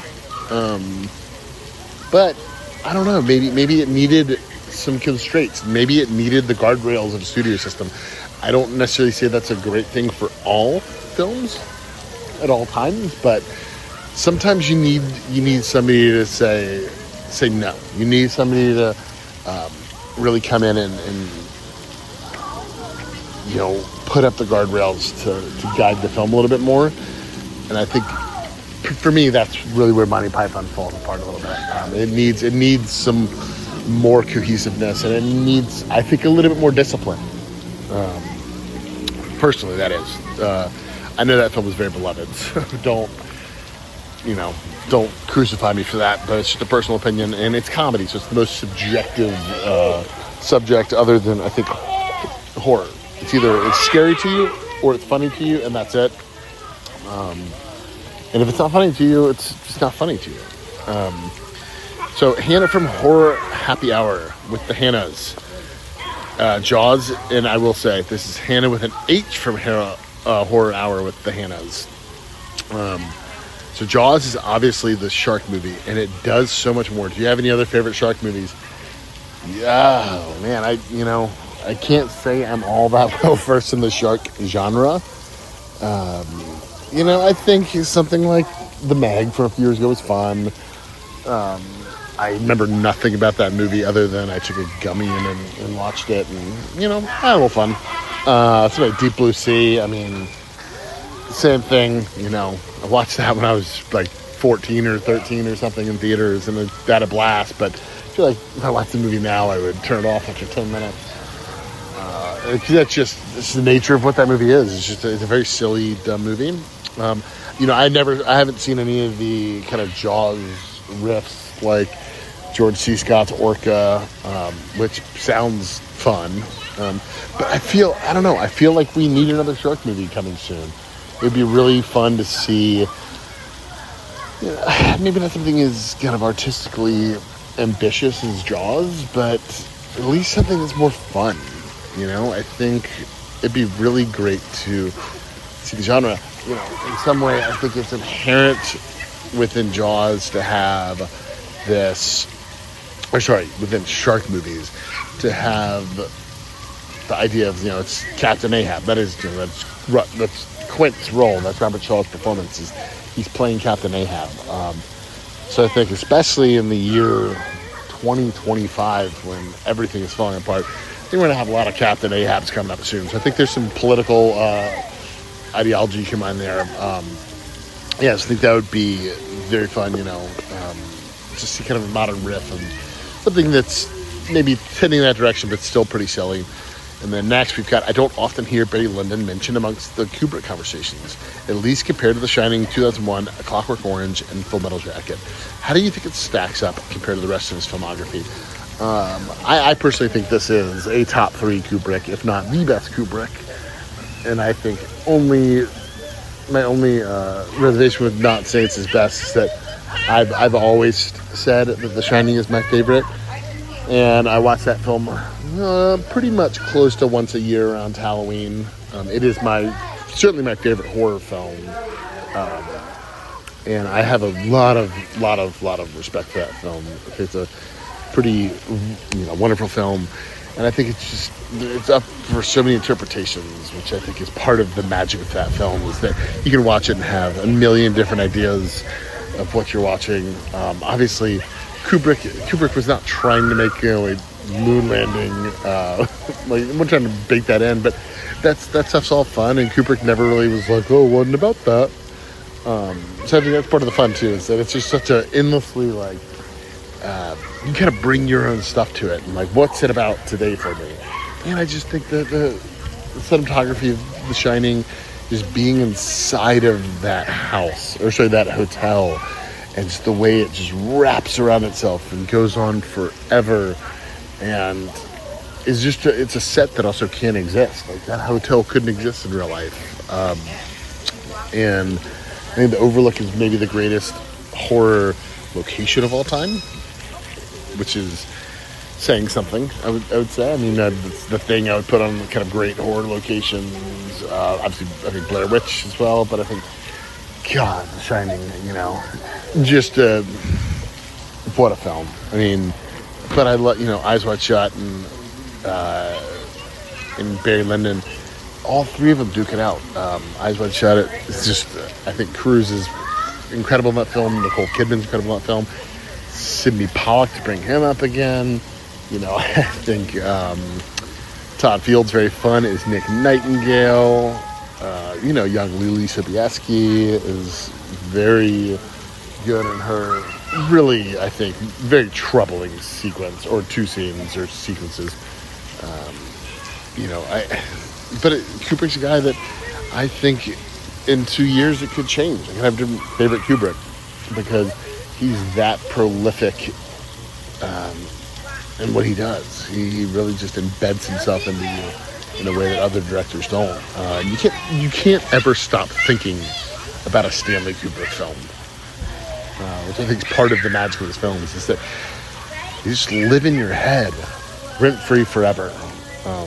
And they change with every minute you think about them. You just get deeper and deeper into them. And I love Kubrick. He's one of my couple favorites. So, yeah. And then the follow-up question to that was, do you have a favorite Stanley Kubrick? And kind of answered that. I just don't really know. It's very difficult to pin down, but it's duking out between those 3 for me.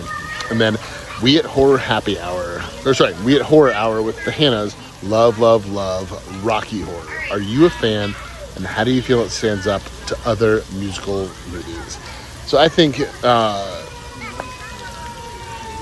Rocky Horror is very fun. It's a ton of fun. But I am also somebody, I went to school for theater.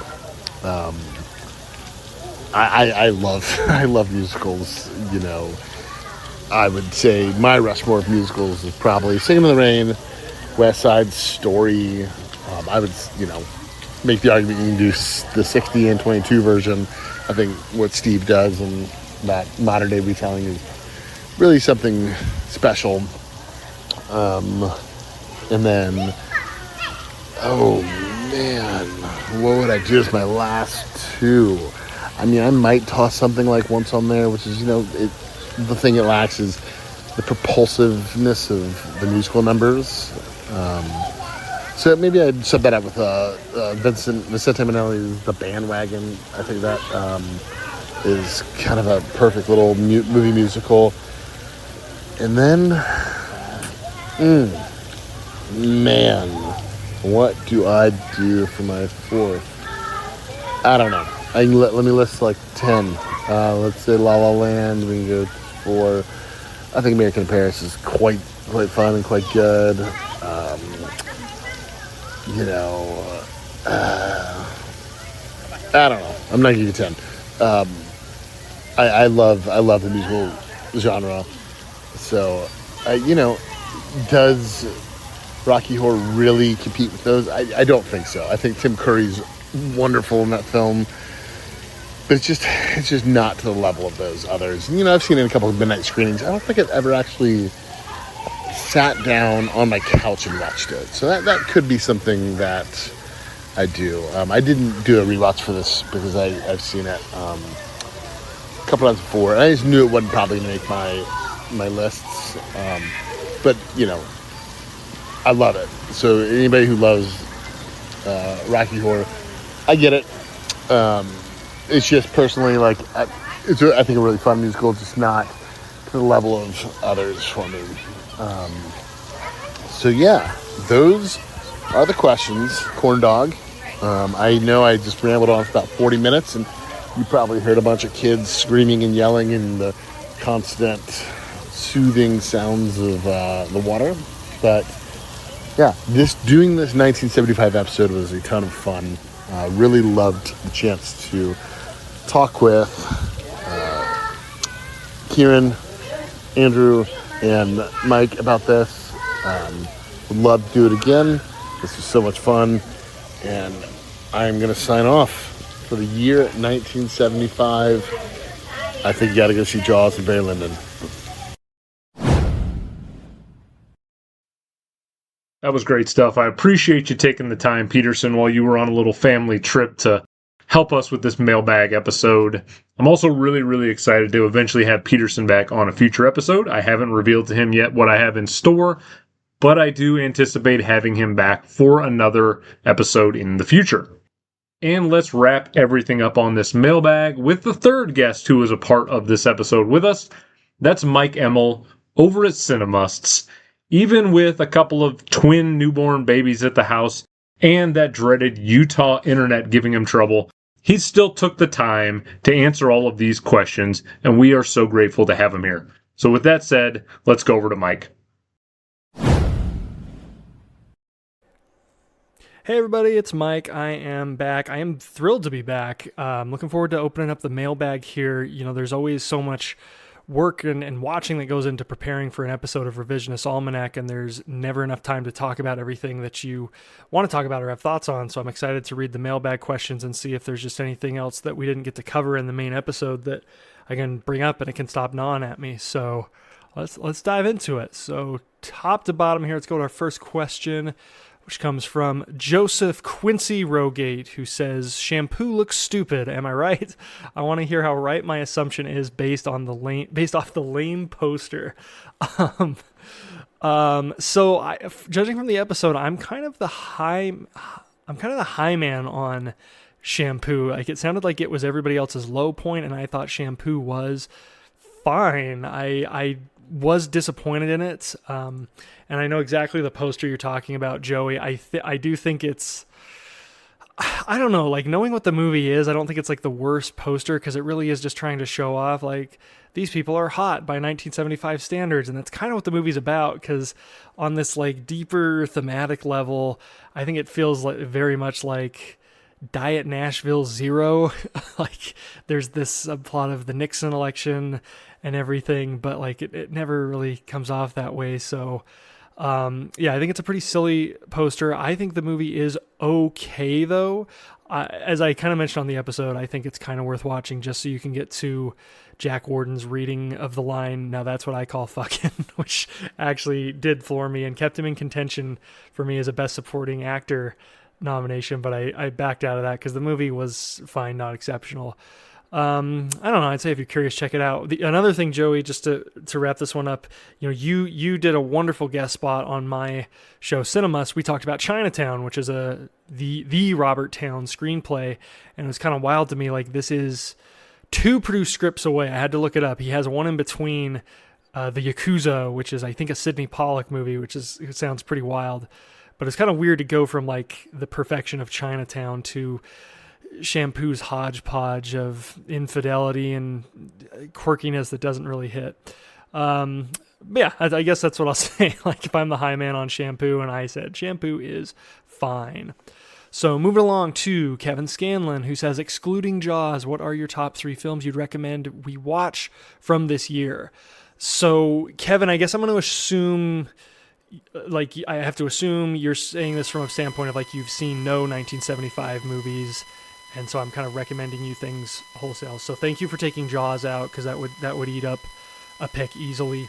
So I'm going to go with One Flew Over the Cuckoo's Nest, which, landed my, I think the Academy got that right. It landed my win for Best Picture. It got my lead acting wins as well. Like, I think it's a pretty quintessential 70s movie. I think the Academy did right that year. In a year of great Best Picture nominees, I do think they picked the best one. So that one for sure. And then the other 2, I think as much as it's not super high for me, I'm going to say Barry Lyndon, just for what Kubrick does. That's a bit outside of like his comfort zone, and I always give that movie credit because I am not a fan of the period piece, the parlor drama, the socialites thing. I really like Barry Lyndon though, so just kind of for the sake of everything that it does, and of course that it looks gorgeous, I will say Barry Lyndon. And so I got one more. I think I'm going to keep it in the Best Picture nominee family and go with Dog Day Afternoon, which is a very watchable movie. It's a powerhouse performance by Pacino, a lot of great supporting turns, but I think that movie second to Jaws, maybe third, because Cuckoo's Nest is really watchable too, but Dog Day Afternoon is just a very compelling bank robbery movie with social commentary. I think it really kind of gets the whole package of an entertaining movie and like an important film all in one. So I think I'll go with those 3. I could have gone with a ton more, but I think One Flew Over the Cuckoo's Nest, Barry Lyndon, and Dog Day Afternoon are going to get my 3 picks there. Thank you for the question, Kevin. Moving over to Chauncey Talise, who's got a couple questions here. So first up, did Lumet come closer to winning for Dog Day Afternoon or Network? Hands down for me, Network. Easily, I think Dog Day is great, but I think it was in tough competition, and Network is in tough competition, but the difference is I think Network single-handedly leads the competition in 76. I did an episode on CineMusts with Kieran and also our friend Adam St. John on essential Best Picture losers, where we each made a top 10 list of movies nominated for Best Picture but that lost that we consider essential viewing, and I had a little mechanic with my list that I would pick one from each decade, and Network got my pick for all of the 70s. I think it's an absolutely essential movie, so easily I think he came closer for Network. It's been called all the great names, influential, prophetic, powerhouse. Like, Network's amazing. Dog Day is great as well, but gotta give it to Network on that. It's an astounding movie. Assuming Pacino finished second to Nicholson, who placed third? And I'm kind of realizing I should have my spreadsheet pulled up here to look at this. That's tough because I kind of think it was between those 2 guys. I think I'm gonna go with, in the real nominees, it was kind of a slog. It was easy to kick the other 3 out. I guess I'm gonna go with Walter Matthau just because he's an old Hollywood darling. I think the Academy really liked him. Like, James Whitmore, we talked about Give Him Hell Harry, which I did not watch, is a filmed version of the stage adaptations. I don't see him going for that. Didn't see Man in the Glass Booth, but, wasn't incredibly well represented, I don't think. So I think Walter Matthau, maybe just for the legacy of it all, would have come in third, but I don't know. If it wasn't going to be Pacino or Nicholson, like, maybe they just said, never mind, we'll do it again next year. Next from Chauncey, does Keith Carradine have one of the coolest Oscar wins of all time by winning Best Original Song for I'm Easy? Chauncey, don't hate me, man. I don't have a problem with I'm Easy winning song because I don't think its competition is super stiff, but I'm not a huge fan of this song or this win. It's never done it for me. Actually, a lot of Nashville's soundtrack doesn't. I find the songs I gravitate towards too are kind of the ones that are maybe going more in the parody direction than the sincerity one. Like, I really like a lot of Henry Gibson's stuff, like the song about lasting 200 years, or how he can't cheat on his wife because he has 3 kids. Like, those are the ones I find myself humming.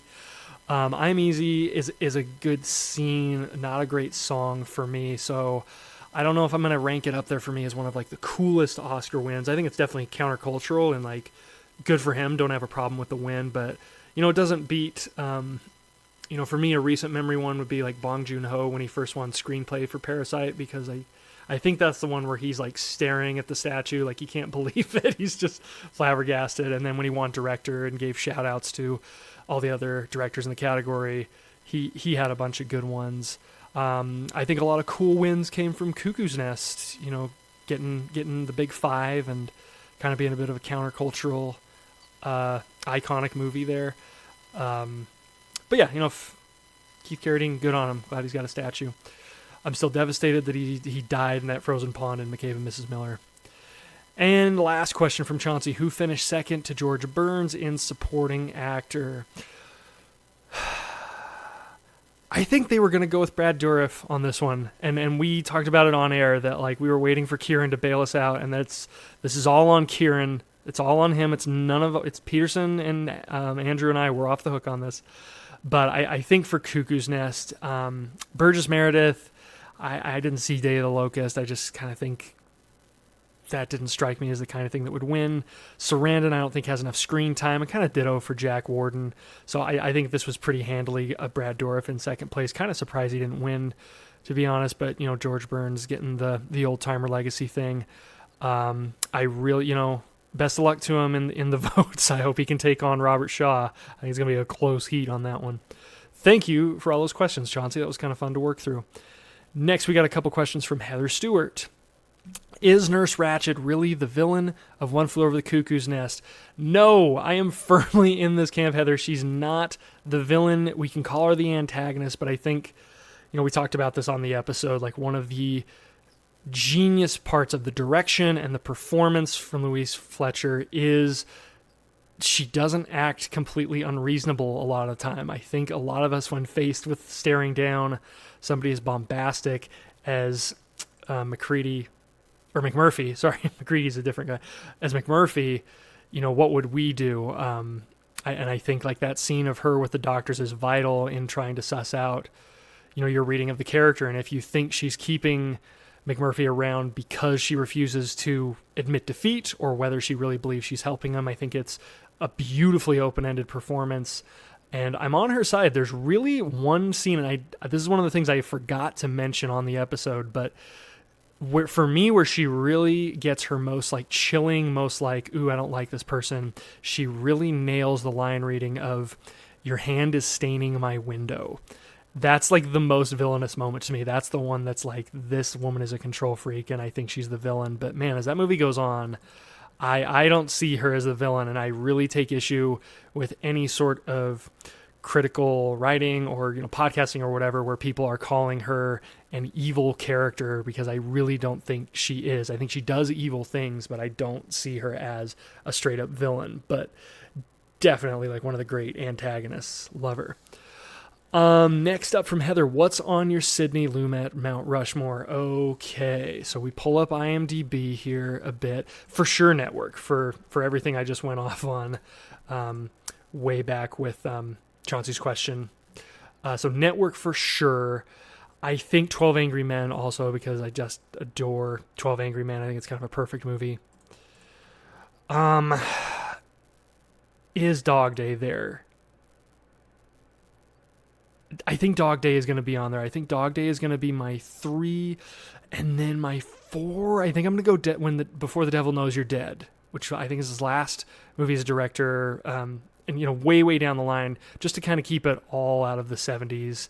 But he had some great heavy hitters. Serpico is good. Verdict, adore The Verdict. Failsafe blew me away.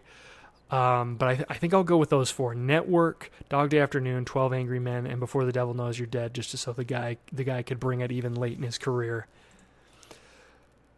Next from Heather, how do the films of 1975 challenge typical genre conventions?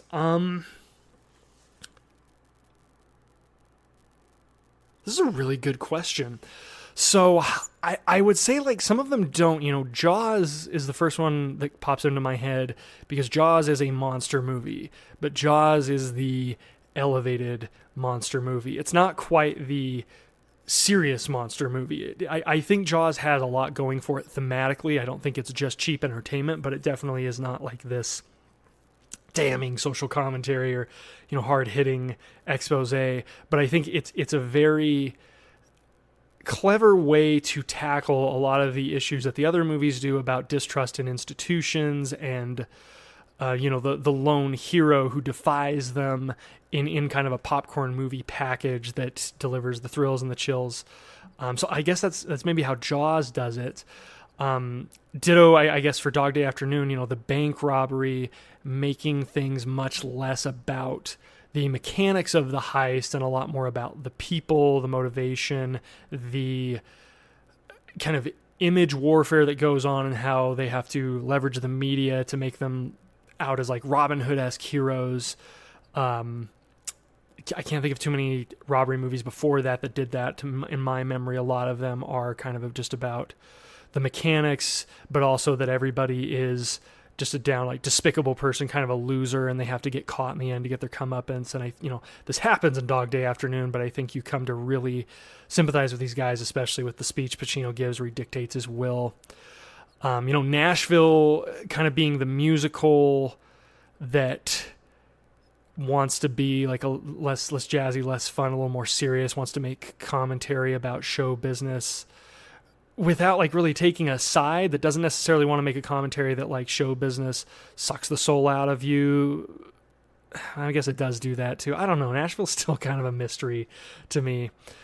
And then Barry Lyndon, kind of as I mentioned earlier, the genre conventions of that, of, people who hash out their warfare through social interactions and reputations and things like that. I think it relies a little less heavily on really sharp, sardonic wit. There's pretty sparse dialogue in it. A lot of things are communicated through plotting in that, subtle, silent and eye acting. But there's not necessarily huge drawn out scenes, 20 minutes longs of people having these giant arguments about who's in love with who and the scandal and all that. So I'd say just out of the Best Picture nominees, those would be what I think of. And, looking through my other list, I think I could go on about everything, but I'll just stick those two for now. I guess the last one I'll talk about is Night Moves, which I only got one nomination for me. I nominated Gene Hackman for lead actor, but I really enjoyed Night Moves as the detective movie where our gumshoe isn't a completely nihilistic loser. He has his his darkness, his weaknesses, his marriage is kind of falling apart, but I mentioned he kind of gets my nomination because he's kind of a fun PI. He goes to football games with his friends and he kind of has fun, so I found Night Moves to be a little more bouncy and fun than I expected it to be. I thought it was going to be a little more hard-boiled, and I really appreciated that. So I'll put that to bed. I could probably just bounce off this question and ramble all night. I think that's a great question, Heather. Thank you.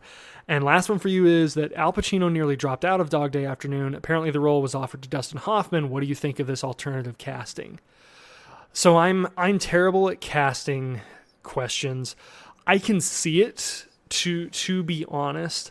But I think Hoffman, he could be intense, but I don't think you would really buy his edge as much as you would Pacino's. I don't think he would feel quite as sort of dangerous as Pacino ultimately does. But I think he could do a serviceable job, especially in that era. He definitely had the method acting to get into it. But I'm glad it fell the way it did. I think it's a pretty definitive Pacino role. And I think that is it for Heather's question. So thanks a ton, Heather. Next, we got two from Everett Mansur. There are a lot of great international films from this year. What would your nominees and winner be for Best International Feature? This is a great question. So I dove into a couple things. What's kind of ironic, I think I would side with the Academy on this one. Dersu Orzala, and that's kind of just because I'm a Kurosawa guy. I like Dersu Orzala, far from my favorite. It's actually probably lower middle of his filmography for me. But I think out of everything I dove into, I'd go with that. But my nominees, I think I would give a nomination to Jean Dielman, a movie that does not completely work for me, but that I do admire the vision the vision behind it, and that is a feminine movie led by a female director, actor, crew. I think that's awesome. So I wanted to give them a nomination because it's a vision that doesn't totally work for me, but I think works better than it should. I think I would also single out, I got to watch Manila and the Claws of Light, which was a movie that had me a lot more in its first half than its second half, but I found very engaging and a pretty good tale of, just kind of being crushed by the urban capitalist lifestyle. So I would definitely throw that one in there. I think if you could count, so it's international picture, not necessarily foreign language film, so I think coming from Australia, I think I'd throw Picnic from Hanging Rock in there. Again, not a movie that completely works for me, but I think has like a pretty effective tone, and I can see myself coming back to it every couple of years, which would leave me one more spot, which out of everything that I watched, I think I'll go Mirror, which I admitted on air, like Mirror went over my head. Watching it at 2 a.m., sleep deprived, feeding a baby, not the way to watch Mirror for the first time, and I'm excited to get back to it and really see what I was missing. So I don't really have a ton of thoughts on Mirror. It really did kind of like baffle me, but it's a Tarkovsky I actually think I'm going to enjoy going back to. That is not the case for most, or for many of them.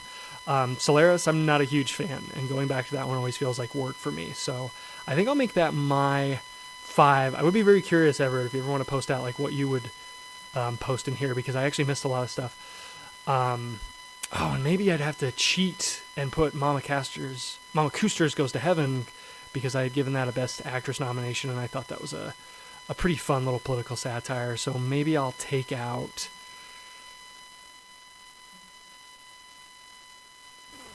Dang, no, you know what? Like, I'm just gonna stay by what I said. Mama Coosters, sorry. And your second question, Everett, is the documentary Now Spoof better than Grey Gardens? I'm real sorry, Everett. I have to bow out of this one because I've seen neither of these. I totally missed Grey Gardens. The Fassbender movie I watched was Mama Coosters Goes to Heaven, but he was on a roll. I think he made like 3 movies this year. And now I have to go do a double check to make sure that Grey Gardens is a Fassbender movie, or I'm going to look like an idiot. It's not. I'm so sorry. It's directed by 3 other people. I will get Grey Gardens on my watch list so that in the future, when I'm asked this question, I'll have an answer. Thanks, Everett. All right. VP Morris says, if you remade One Flew Over the Cuckoo's Nest today, who would you cast in the key roles and as a director? Oh, okay, so we're back to how I suck at casting and freeze up on this. So I have to be an original, but I think Andrew, like, he really nailed this when he talked about this on the episode and on the Best Picture Cast episode he guested on with this. I think Robert Pattinson is a great choice, and it's really hard for me to... I brain freeze thinking of, like, who could compete with that casting as McMurphy. So as far as Ratchet, my thing with Ratchet is I would really like somebody who... It would go against type for them. So, I'd kind of thought, like, I think Brie Larson could do a heck of a Nurse Ratchet, but I also feel bad because Brie Larson unfairly is maligned as, like, she's the serious one, and she doesn't have a sense of humor, and I feel like that typecasts her way too much. So I almost feel like I would want somebody who's kind of known for being a little bit bouncier to see if they could stretch it, but...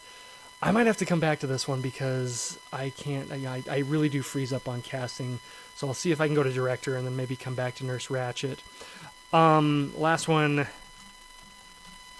Sorry, I'm going to type in some stuff. Director for the One Flew Over the Cuckoo's Nest remake. Gall.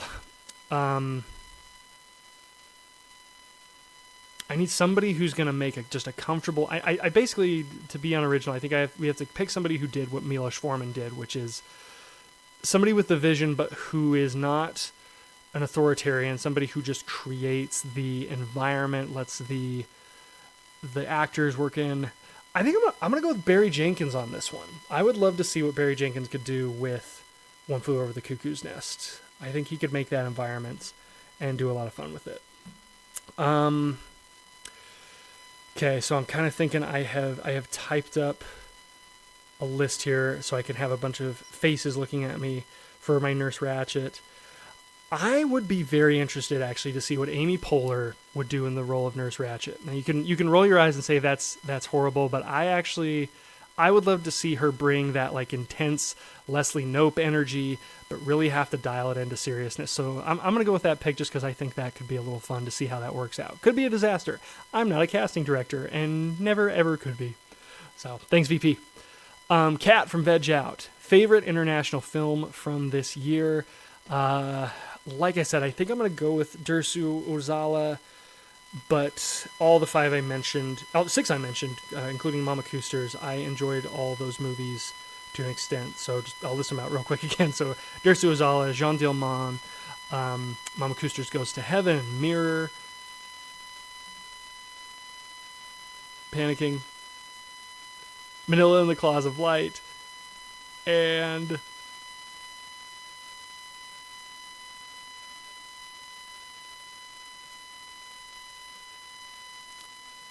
the sixth one that I'm forgetting. But yeah, pretty decent year for it. So thanks, Kat. All right, Isaiah Shoup from Mr. Rewatchability. So not a question, but a fact. 1975 was one of the best movie years ever.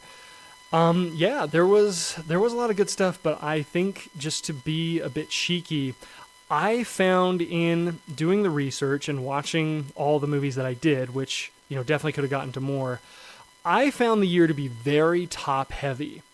And I think that contributed to my Best Picture lineup matching the Academies. And I think they're all great movies, but throughout my experience preparing for the show, I had gotten to those relatively early, and I said, Nashville's my 5, and I think it's going to get booted out.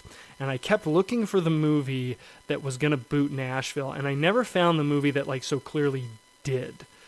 So I kept Nashville in, kind of, as I mentioned on the episode, before I was rudely booted out by technological error. Nashville's a movie I appreciate for what it went into it rather than what it is. But so that's not to say after those 5 it was bad movies. I thought there were a lot of really good ones, and stacked up against other years, I think this was an absolute delight of a prep. But I did feel like it should have felt more great, if that makes any sense. But I wouldn't argue it. If you asked me to pitch some years that are better than it, I probably couldn't come up with too many. It was pretty stellar, and again, so many talented directors all putting out movies in the same year. Really awesome. So, nice fact. Thanks, Isaiah. Jeff the Movie Man. If done again, would you give Jaws more Oscar nominations or even more wins? I think my answers on the episode say yes to both. In fact, I gave 2 Oscars to Jaws. I thought it should have won Best Director, and I thought everybody thought it should win Best Supporting Actor. So yeah, I think Jaws deserved acting nominations, as myself and the other hosts did give it. I think it was just robbed of those because it was the blockbuster, and nobody thought that those performances were serious, in air quotes. And I think time has just gone to prove how great everybody in that movie is. Not just Robert Shaw, not just Roy Scheider, Richard Dreyfuss. I think Murray Hamilton could have gotten an easy supporting actor nod. Lorraine Gary got a win from Peterson. All the technical aspects, Jaws is just a magnificent movie. So yes, I would give Jaws so much love, which, hot take, it's a poor little movie that could. Not a lot of Jaws fans out there. So Jeff's got another Jaws-related question. A play named The Shark is Broken is making great success touring the world with Robert Shaw's son Ian playing him in the show about the difficulties of making the iconic film. If Jaws were made today, aside from casting Ian as Quint, who would you cast as Brody and Hooper? Okay, so first I do want to say it devastates me I can't see this play. I would love to have been able to see this, because this is totally made for me. But now we have another casting question, which I am terrible at. So we type in a list so I can see a bunch of faces looking at me. So thank you for providing that we're going to cast Ian Shaw as Quint. That is going to help a lot with this. So looking around here, let's see who we got that I think could pull some stuff off here. So again, this isn't my strong suit, but whatever, we'll work with it.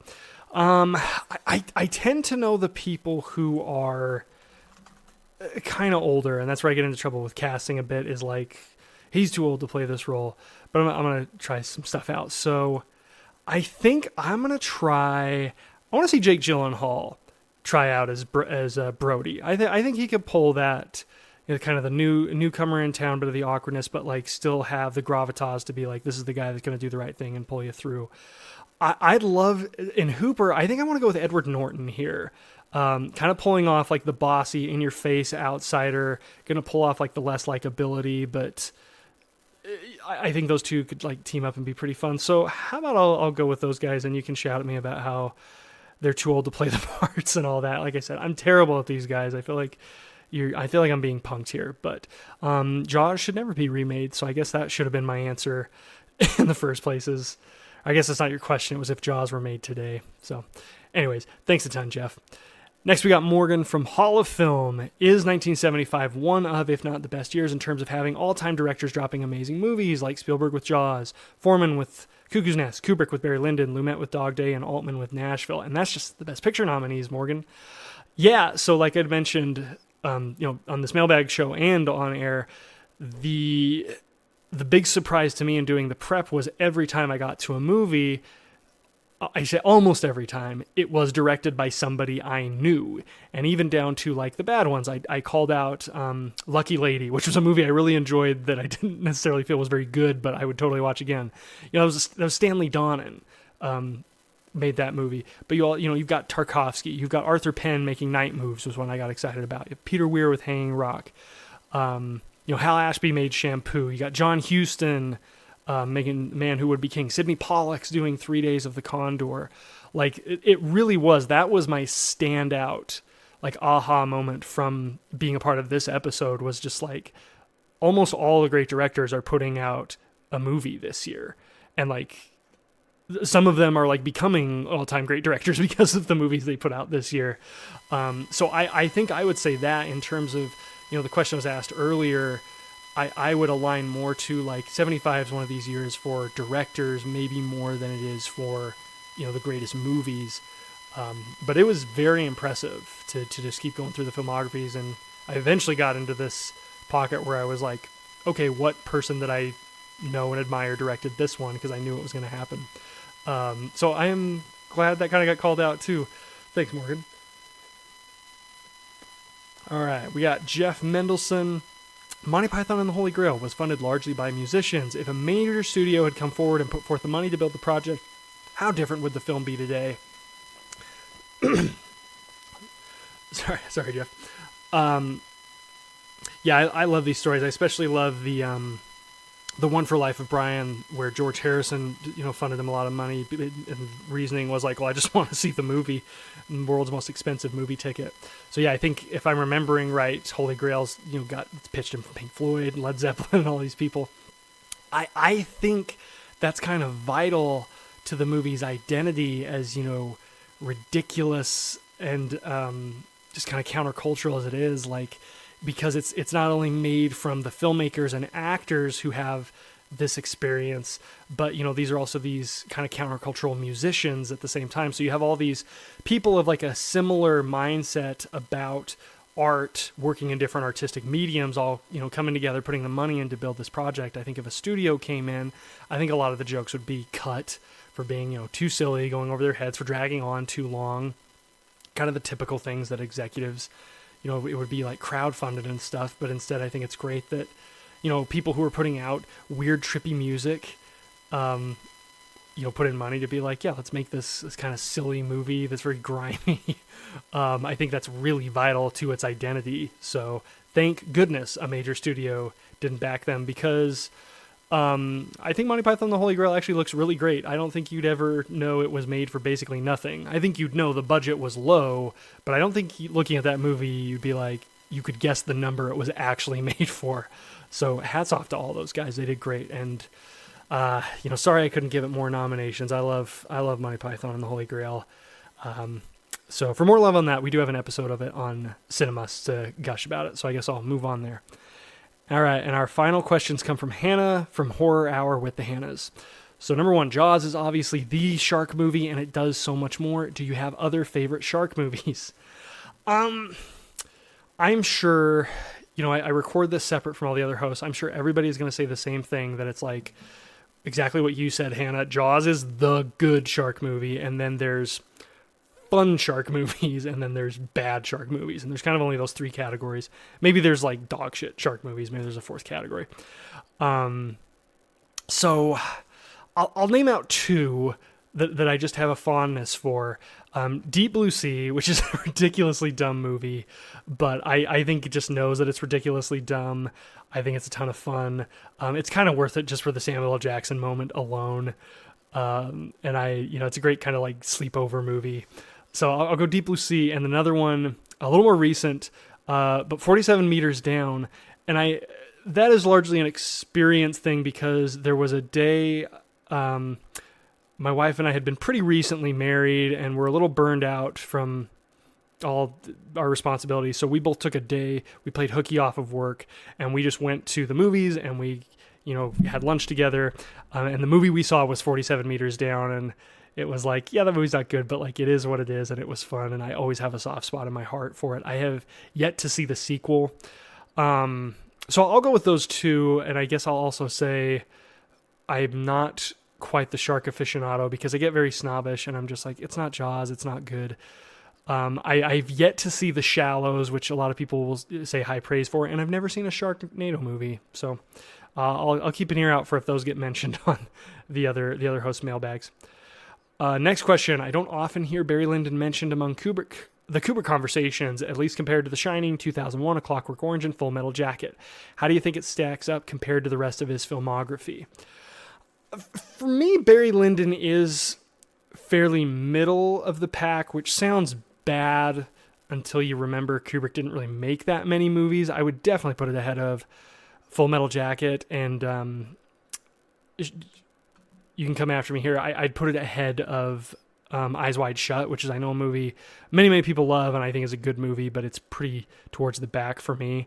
But it's definitely not touching kind of like my upper echelon, which I guess, let me answer your next question, Heather, and I can keep this conversation going, because your next question was, do I have a favorite Stanley Kubrick film? And I do, unequivocally, no question, it's Dr. Strangelove.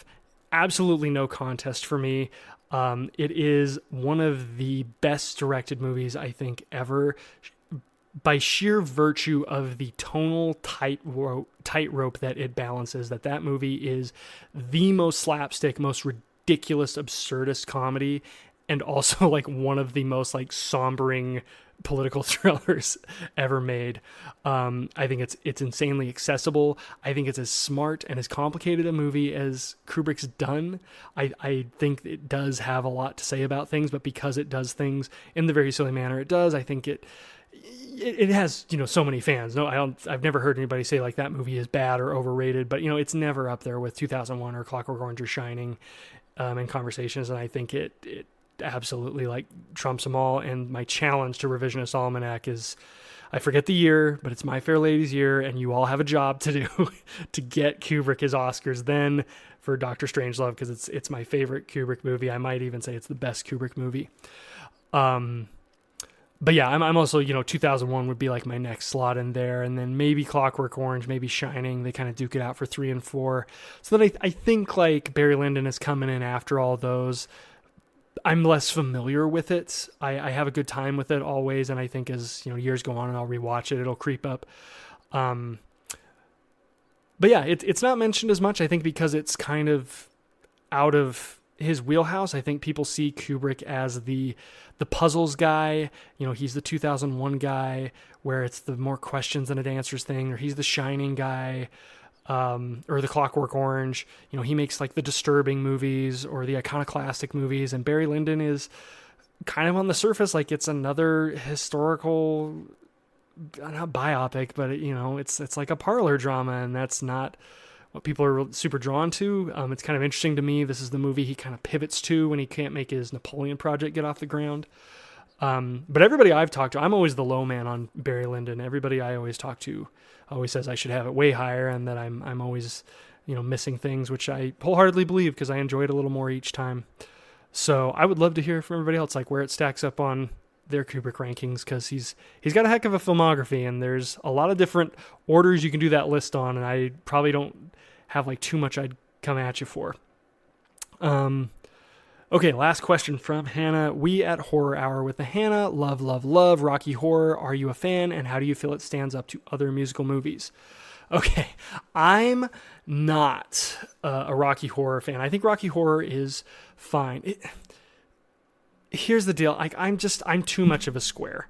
I'm too much of a square for Rocky Horror Picture Show. Fun fact: if you watch Pulp Fiction, if you watch the scene where Uma Thurman and John Travolta are pulling up to Jackrabbit Slims, and she says, "Don't be a," and she draws the shape. If you look very closely, she's not actually drawing the outline of a rectangle. She is drawing an outline of me, because that's how big of a square I am. I have a lot of fun with Rocky Horror. It was a pretty easy pick for me to give Tim Curry a nomination. I gave it to him in supporting, which I have second guessed ever since Kieran and Andrew put him in as a lead, and that's kind of hard to argue. But there's not too many of the songs that kind of go on repeat in my head. I really love Time Warp. I like Damn It, Janet. And parts of Touch It, Touch It, Touch Me. But I like the second half of that movie just really loses me. It goes off the rail. I get that's part of the charm, but that movie is only like an hour and a half, and to me it's a very long hour and a half, and I just feel like I never get it. I've tried several times now. I think I'm just too square, too old for it to connect. I'd love to watch it, to be in the room with someone who does watch it, someone who does love it. I don't think I would enjoy the experience of going to like the midnight showings where people are throwing the rice and all that. I actually think that would make me dislike the movie more. One, I'd be awake past 10 p.m., which is, big no-no for me, but also I do like just kind of sitting quietly in a theater. I like it when people like cheer and laugh at things, but I don't want to be in the crossfire of like objects being thrown and stuff. What I wondered is if I would come to appreciate it more if I saw a stage production of it. I kind of wondered if that would help me like it a little more, because as a movie, it doesn't dazzle me. So not near any of my other like musical favorites, but I'm very milquetoast. Like you can guess my favorite musicals. I don't have to tell you. Like I'm a Singing in the Rain fan. I like old Hollywood. I liked La La Land. Like all the basic down the road stuff. So really admire Rocky Horror, actually, and always look forward to watching it and being like, maybe I'll get it this time. Never had. I've always just been like ecstatic it's over, and always mad in the final scenes that it's dragging on as long as it is.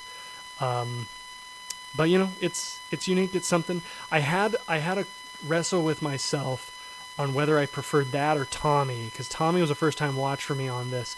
I actually made a mistake on the episode. I had completely intended to give Anne Margaret a Best Actress nomination, and I guess I just forgot to update that on my spreadsheet.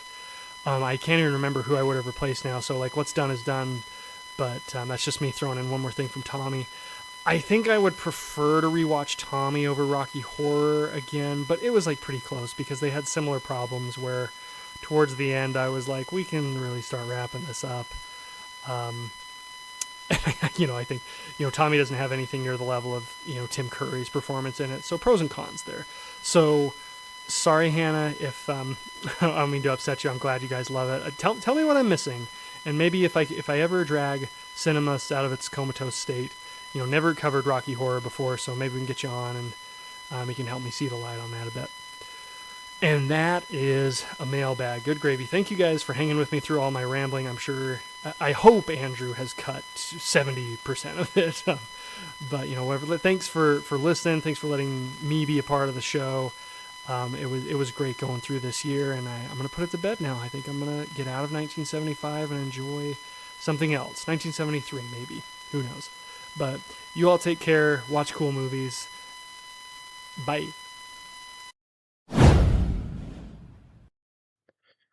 All right. Shout out once again to all three of those guys. Kieran, Myke, Peterson.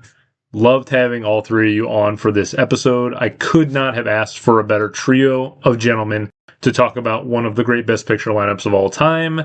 I can't wait and look forward to having each of you all back at a future date if you will dare to take the Almanac plunge again. All right, thanks to every single person that submitted questions on this episode. They are always appreciated. I hope you continue to send us those in the future. I also hope you had some fun listening to myself and the guys all answer your 1975 questions. I will be back a month from now tackling even more questions, though those will be relating to the year 2001, where Ron Howard's A Beautiful Mind won Best Picture. And you never know, I might just be joined by my guests for that episode. That would be Adam St. John and Britt Reinholds Hobson from the 1001 by One podcast. But while you're here, I hope you take time to rate and review the show on your preferred podcast platform, as well as finding and following the show on all the social media platforms using the handle RevAlmanac. I'm Andrew, and I can't wait to see you next time.